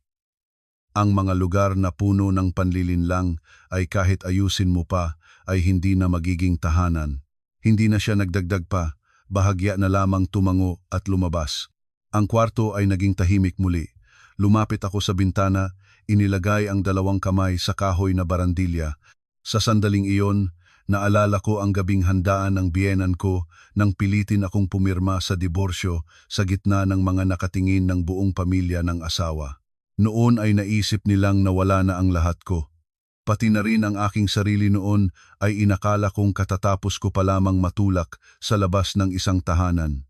Ngunit ngayon na nagbabalik-aral ako, nakita ko na ang nawala ko ng gabing iyon ay hindi ang tahanan kundi ang huling ilusyon tungkol sa isang lugar na hindi kailanman talaga naging akin. Sa tanghali ay magisang nagmaneho ako papunta sa sementeryo upang bisitahin ang ama ko. Ang langit ay malinaw, mahinahon ang hangin, at ang mga puno sa magkabilang gilid ng daan ay umaalog sa liwanag. Nagdala ako ng bukit ng puting bulaklak, inilagay sa harap ng bato ng libingan at nanatiling tahimik ng matagal bago ko bahagya na sambit muli. Tatay, tapos na ang lahat. Tiningnan ko ang litrato ng ama ko sa bato ng libingan. Ang puso ko ay mapayapa. Isang beses akong nagkamali, isang beses nagtiwala sa maling tao, isang beses na pinahintulutan ko ang aking sarili na mamuhay sa isang kasal na hindi karapat-dapat, ngunit nakawala na rin ako sa sarili kong mga paa. Humipo ang hangin sa mga bulaklak, gumapang ang magaang na kilos ng mga talulot. Hindi ko alam kung ano ang sasabihin ng aking ama, kung buhay pa siya. Marahil ay masisita niya ako sa pagiging masyadong mapagbigay sa napakahabang panahon. Ngunit naniniwala akong masisiyahan din siya dahil sa wakas ay tinahimik na akong lumuhod. Paalis na sa sementeryo, hindi na ako bumalik sa bahay kaagad, kundi dumaan sa isang pagtitipon ng mga negosyante na tinanggap ko na noon. Ang bulwagan ay maliwanag, may mga tunog ng pag-uusap, ng pagbati, ng magkakatamaan ng tasa na bumubuo ng isang maingay na karaniwang tunog sa mundong pangnegosyo. Pagpasok ko, maraming tao ang lumingon at ngumiti sa pagbati. Walang tumawag sa akin bilang asawa ni Daniel Cruz. Lahat sila ay tumawag sa akin sa tamang pangalan ko, sa tamang posisyon ko. Sa sandaling iyon ay napagtanto ko na may ilang dignidad na kailangan mong ipalit ng isang sugat bago mo mabawi.